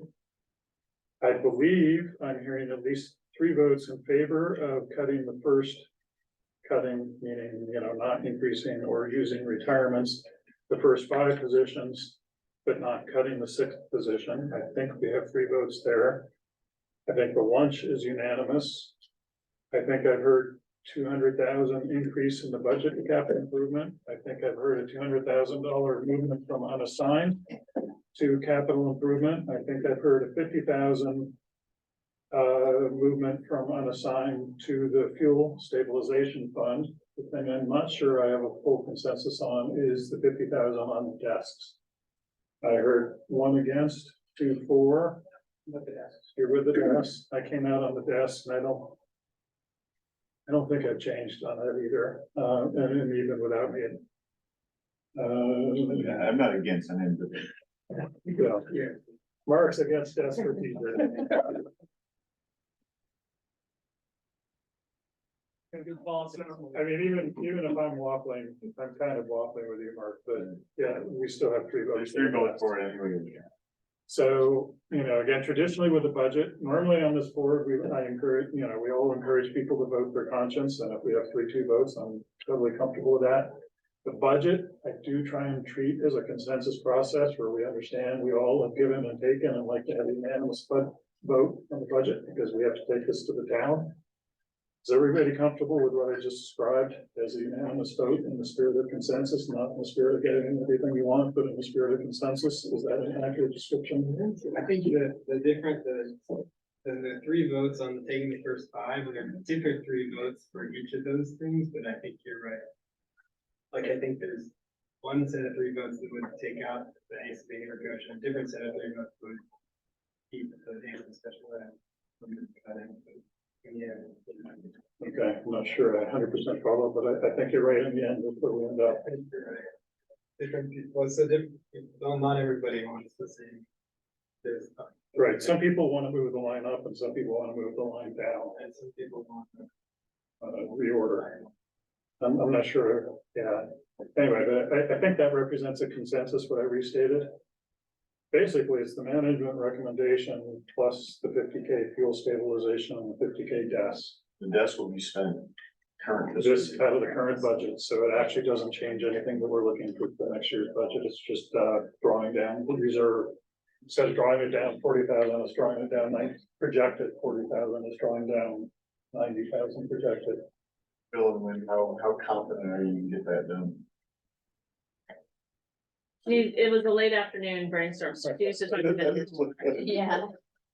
I've had pretty good luck, It just especially knowing, we had a pretty good model in COVID, as far as lots of places weren't able to get furniture and we were getting it, so.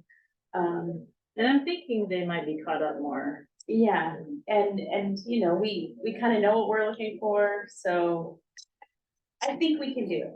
Okay. Well, I mean, the honest truth is that we don't really vote on that as part. I mean, we're giving guidance to the administration, but we don't vote on that as part of the budget. If you can spend it, I think you're hearing that there's support to spend it. Can't spend it, we're just gonna see more money pop out in the unassigned reserve next year, so. Right, exactly. Yep. Cause if I hear that there's a huge delay and it's not gonna happen by June 30, and then it would be a different decision on whether we would do it next year, Right. even though it's not in the budget. But that would come back around. I think that's the point, is if you can't spend it, it has to come back to the board as a part of the contingency of the budget. Right. Everybody good with that? We don't have to form. Is the field trip, I'm gonna return to the field trip. Is the field trip like the PD? Like the PD makes a lot of sense to me. You went, you found all this extra money, you're like, well, it's not money being taken, it's money not being used. Was there similar results with the field trip? I'm just picturing kids not going on field trips. So no, it's not that. That's not. But it's also not like the PD exactly, so there are two field trip listings on here, the one that's the OMS field trip reduction. I think Richard put that in a one because he felt like, there's still money in the budget for field trips for all 3 grade levels. And there was at first a duplication that was taken out, and then this is also, a second reduction that he feels like was, an ambitious ask to begin with. And it's kind of back at where current funding is for the field trips at the middle school grade level. So it's a And proposed new field trip that would be funded. I think so, we'll have him clarify, is it? Hi, Meredith. Yeah, I expect that within like the budget as we constructed, with taking that out, we'll still be able to attend all the planned field trips that we have, that we usually do. Thank you. And then the other one, the OHS, the core one, they have, I don't know, 10 field trips built into their budget. So, Sam, yeah, hi. So the core program, actually, their career explorations portion of the program is booming. And those are not included in the field trip. So all the trips that students have honestly been really enjoying and getting a lot out of are not in that. Though these were ones where they had, I think they started with 5 kind of what I call bonding trips, which is, going to different, like, the tree farm or something.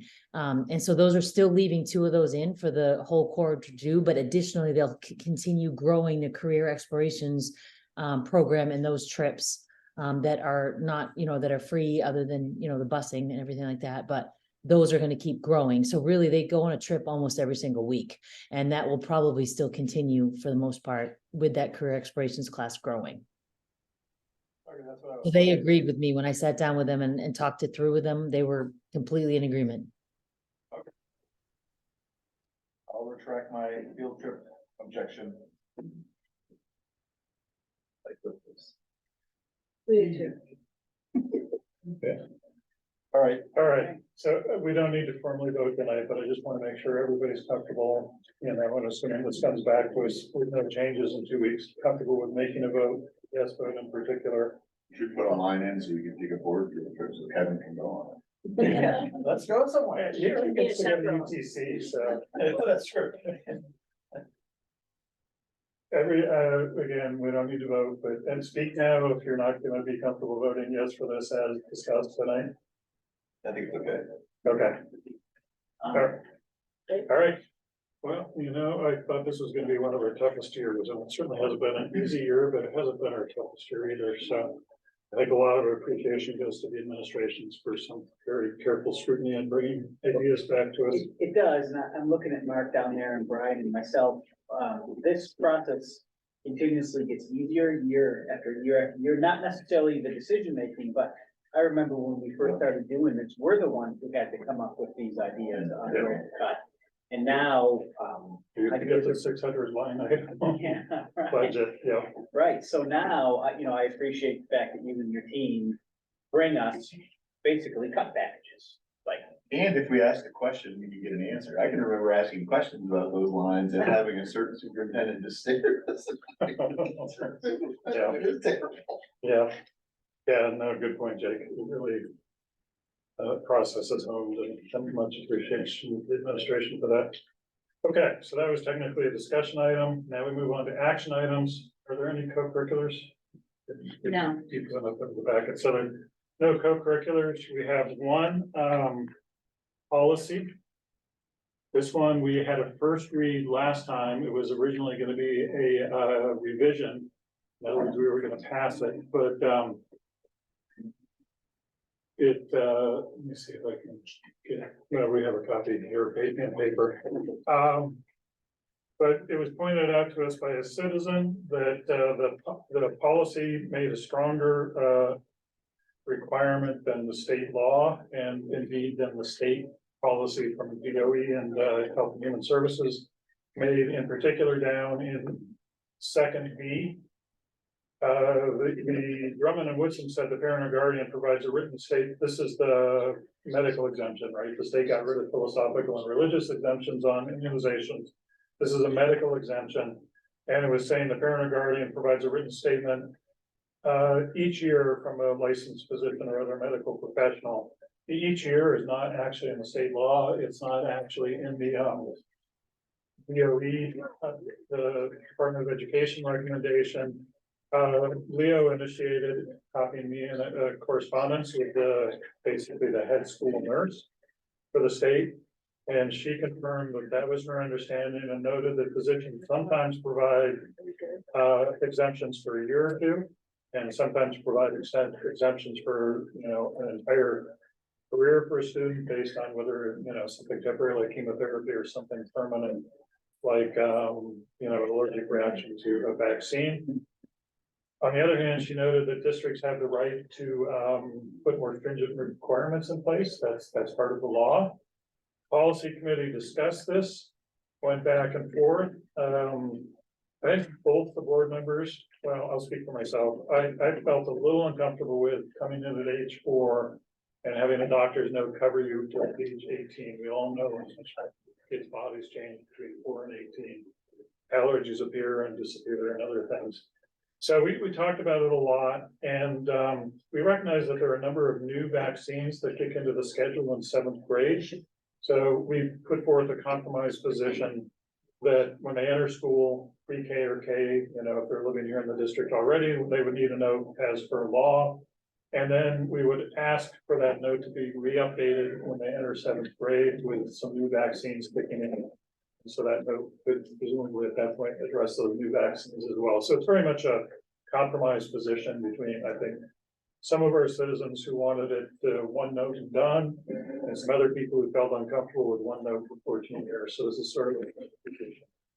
So with that background, I would recommend adopting policy JLCD as presented on a second read. Is there a second? A second. Are there discussions or questions? Did we find out, I think we were gonna do some research on what the state meant by that, the fact that, because the state does present basically one and done.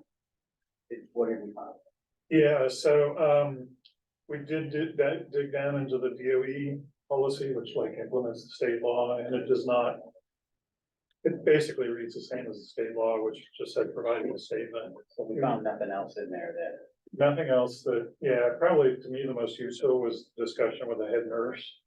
And her interpretation was, yes, it could be one and done for 14 years. But in her experience, she's seen physicians be,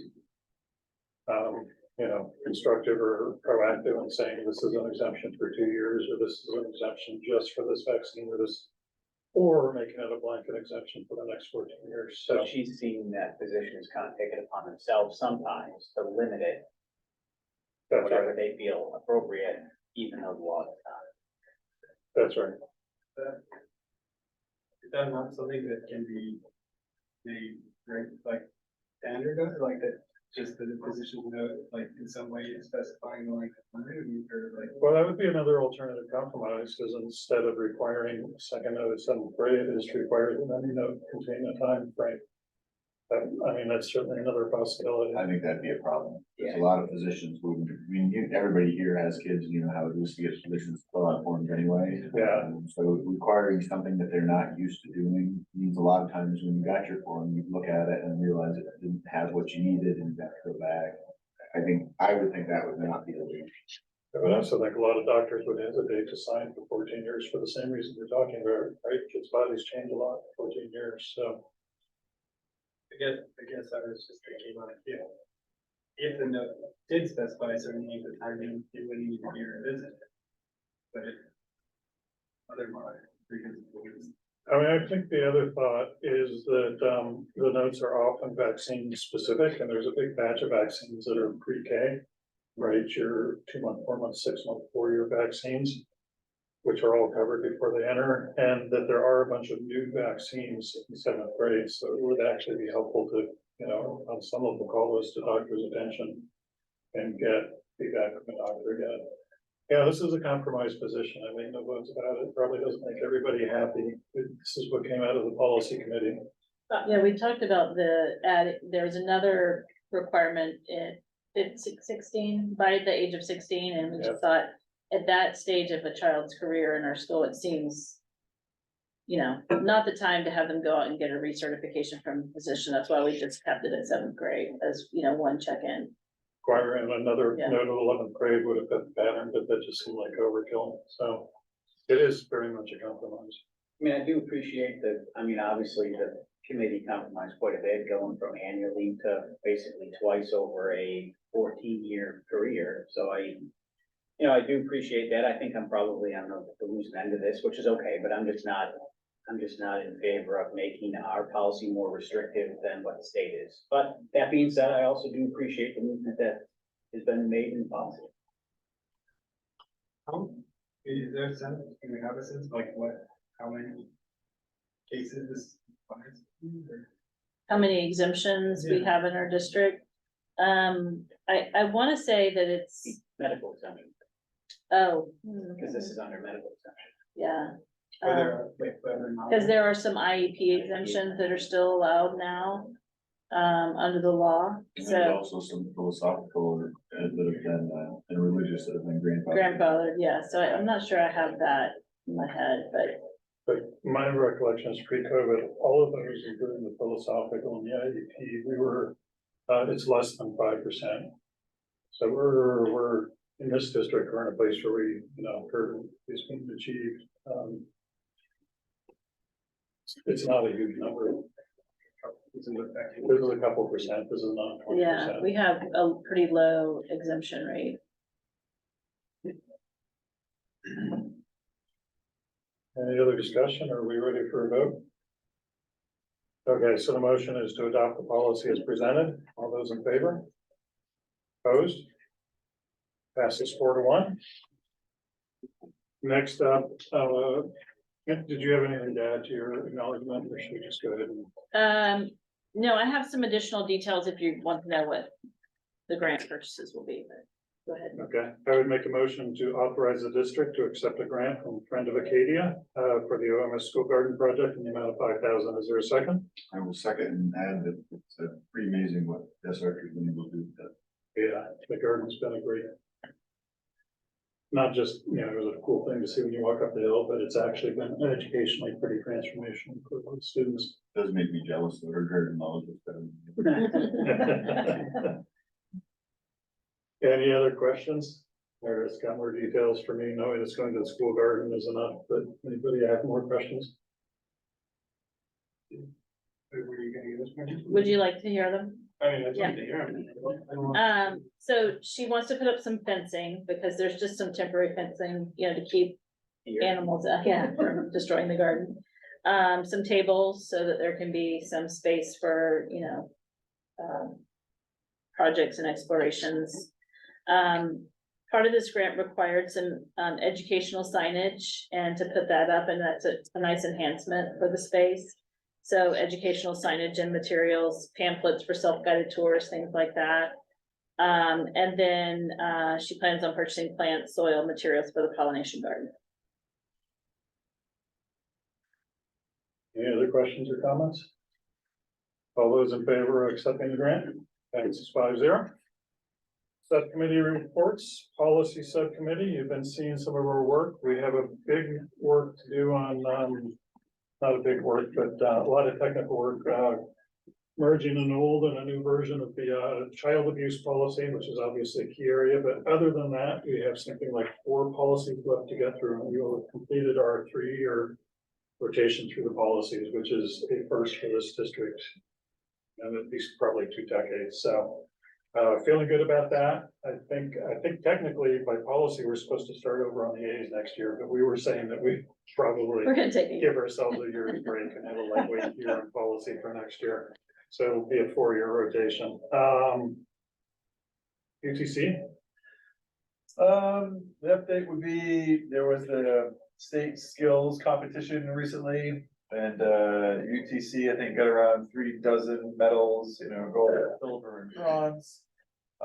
Not the highest netting school, but definitely up there. There was quite a few of their students that'll go to nationals. So that was a neat update.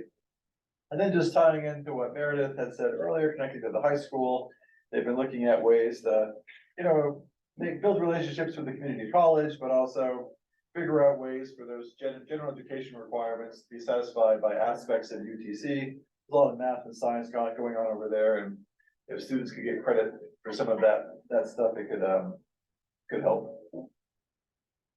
great, Spruce, Nothing, no future meeting planned at this point. okay. Do you guys have a director at this point? Yeah, well, we have a Or return interim, director, yeah, we don't okay. have a. So you got a year and we'll search. Well, I think they're going to work on it soon, like to put on an ad. Okay, I don't think I could make the last meeting, when they talked about it at the last meeting. Last meeting was budgets. Okay. curriculum, I was out of the country and missed it. Mark or Susan? There's a meeting this coming Thursday on which I will not be able to be at because we have our departmental awards ceremony on campus, but Susan got the agenda up there. Yeah, we did some reflection about our in-service day. I think it was coming up, right? You got some final input The last meeting or for this one coming up Thursday? the last meeting.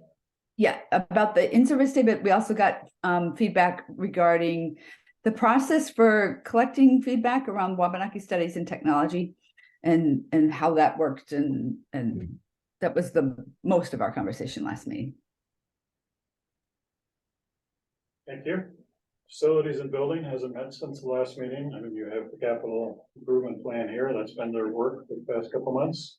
Can I ask a question, even though you haven't had a meeting? Do either of you know, is there a plan in place for that sod going down? The date we told them the track and field was available was March 22nd. Okay. So it's time for a check-in just because last time I checked, which was a couple of months ago, they indicated, you know, that was on their calendar and that was their plan. So Make sure that's still true. yeah, probably need to circle back and just, no, May. Oh, you said March. Oh, did I? May. Okay. Sorry. Yeah, they have to put that bridge over the track again. Yes. And so the track is unusable once they get in. They want to just get through the Separating majority of track season. But they're confident that if they can put it down at the end of May, it'll be good for football season in the fall. Any practice, unpack any movement on this, the vent sound and or any of that kind of stuff? The rattle of the HVAC in the pack though, was that resolved by? It was, no, we're still working with them on that as well. Many other things.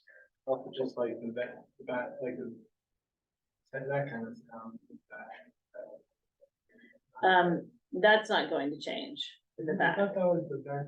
It's the rattle in the front, that's the, So isn't that the bathroom vent in the back corner?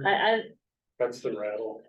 no, that's the front, right, the rattle. No, It's the control panels that we're working on with them putting in. That we had a, you know, back and forth about what to do, who's gonna pay for it, who was responsible. And we agreed that we would pay, you know, the proposed portion and move forward with the work. And they said they had to, you know, schedule people and make sure we could get on vendors' books, and I need to circle back to Robin about that too, because they've been kind of radio silent since they said, you know, good to hear, we're gonna work on it and get back with you, so. Somehow I thought that sound, I thought that there are some insulated. There are sound for. I guess. I don't know if there's, Which one are you talking about now? I guess, well, I mean, we can take up, I mean, like if you're the back right, like way up high, That right? there's like. Yeah, there was, and we were trying to work with them on that, and we've never really heard back from them on that. So, there's a bunch of things we're still working through in that facility. Yeah. And that's one of them, and I think we've got some stuff in the choral room as well, that we're trying to solidify. I mean, we're still in a warranty period, so we're still, When did that work? at warranty. But I mean, as long as we raise the issue before the end of the warranty, it's covered. Oh, yeah, I fired quite a few emails out. I mean, if you have a specific concern and you're sure that it's still a problem, you should look at it. Just send me an email, I can meet up with you. I guess one on the building, there's these cracks in the new AC cafeteria under all the windows, it's just settling the cracks, it's fine, and that. Like, In the panel, all the panels are cracking. that's another issue we've had with them, that we've been arguing back and forth about how to solve and who's responsible. Contractor and the architect, contractor saying it's misspecified, that product number should have been put in there, and the architect says you put it in wrong. So it's one of these, we're still fighting that battle. Started at the high school, but I haven't really shown But it today. So it's just superficial, it's it's not. panels, Right, it's yeah. not structural. It's the decorative cover. It's like this on these. Yeah. And the only other thing to say on facilities is work with Haley Ward is ongoing to get the ASA kitchen, old ASA kitchen and the steam room / central office projects designed. So it's ongoing. Anything on the wellness committee? We've had little side meetings where the health says we're still waiting to get the council approval. I don't know if that's what the status of that, but outdoors classroom. And hoping to gear up, getting folks that like maybe getting volunteers to help actually put in logs and mention the able to get planning that. And then we've had some conversations about talking through sort of food, snack, sugar policies across the school and that works. Great. The DEI leadership team did, I think, meet since the last board meeting. Mostly it was just updates and status, and honestly, I have to say, I'm really impressed that there's a lot of work going on across all 5 subcommittees, and not like there's a big bang of, there's the whole new curriculum, that's even on the agenda, but every group is still working forward, but I don't know if there's anything specific I would highlight for an update. Moving forward on all, five fronts, yeah. Which was an ambitious plan, so moving forward on all fronts of action, pretty impressive. Any other business from the board? Any requests for future agenda items? I did have a question. I'm assuming that since Ed has been back on duty as a crossing guard pretty consistently, will be lost out of the crossing guard. That crossing guard left actually before Ed left here, and he was Right. down there, yeah. Should Yeah, settled in after a rocky start, but Started a tough job. yeah. Tell me, did the job end up scaring her away? I don't really know. I don't think so. Cause I think it might have just been circumstances changed for Cause her. I know there was and rightfully so, there was a call, hey, Yeah. No, I don't think it was that. I didn't hear that it was that. but we didn't run it. I don't think Or, so. And it's totally separate. One more thing, I didn't, early in the conversation, we had to talk about the coordinating with other schools for finding other teams and things, debate or other things. And one thing I just want to say before you move on there was, and when you're talking to other schools, looking for other opportunities that are not competitive sport or like competitive, like a word like team things, but just other things we could be doing with other schools that are like just things we can't do. I don't know what that is fully formed, but I think it seems like in general, I'm interested in the idea like going on trips or doing art or doing something that isn't a team, but it's something we can do if we're coordinating.